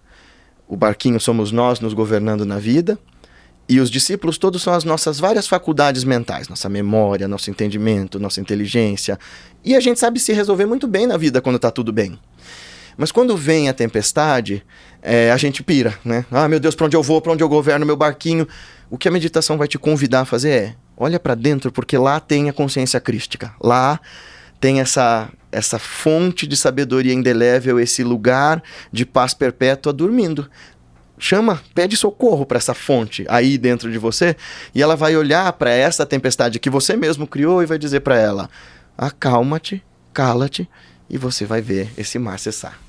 Que demais. Gui, queria te agradecer demais por toda essa aula, mestrado, doutorado, pós-doutorado. Foi sensacional, tudo muito interessante. Dá pra ver que é um negócio infinito, né? Obrigado. Eu que agradeço. Obrigado. Fica à vontade, se você quiser deixar qualquer mensagem, a gente vai colocar aqui todos os links que você passar pra gente, pra te seguirem, do curso, da viagem. Ah, bom, então quem quiser aprender a meditar conosco, nossa escola tá lá aberta. Para isso, com todo carinho, né? O curso de Raja Yoga é um curso que a gente dá com um propósito não lucrativo. A mensalidade é para manter as coisas do Instituto e para que quem quiser chegar lá, entrar num processo contínuo de aprendizado e de transformação. Tem o nosso curso de meditação, vou passar o link aqui, os livros e tudo mais. E quem quiser conhecer a Índia conosco, a gente vai agora em abril. E tem outras também, mas esse roteiro de agora a gente não vai repetir não, então vai ser bem legal. E tem as redes sociais, acompanha os vídeos no YouTube e tal, tá tudo lá. Tem canal no YouTube, muito conteúdo legal, vale a pena seguir, tá aí nas descrições. Obrigado, Gui, foi demais. Obrigadão. Você que ficou até aí, não esqueça de deixar o seu like, faz uma pergunta aí pro Gui, depois a gente pega uma resposta com ele. Um beijo pra você e até a próxima semana.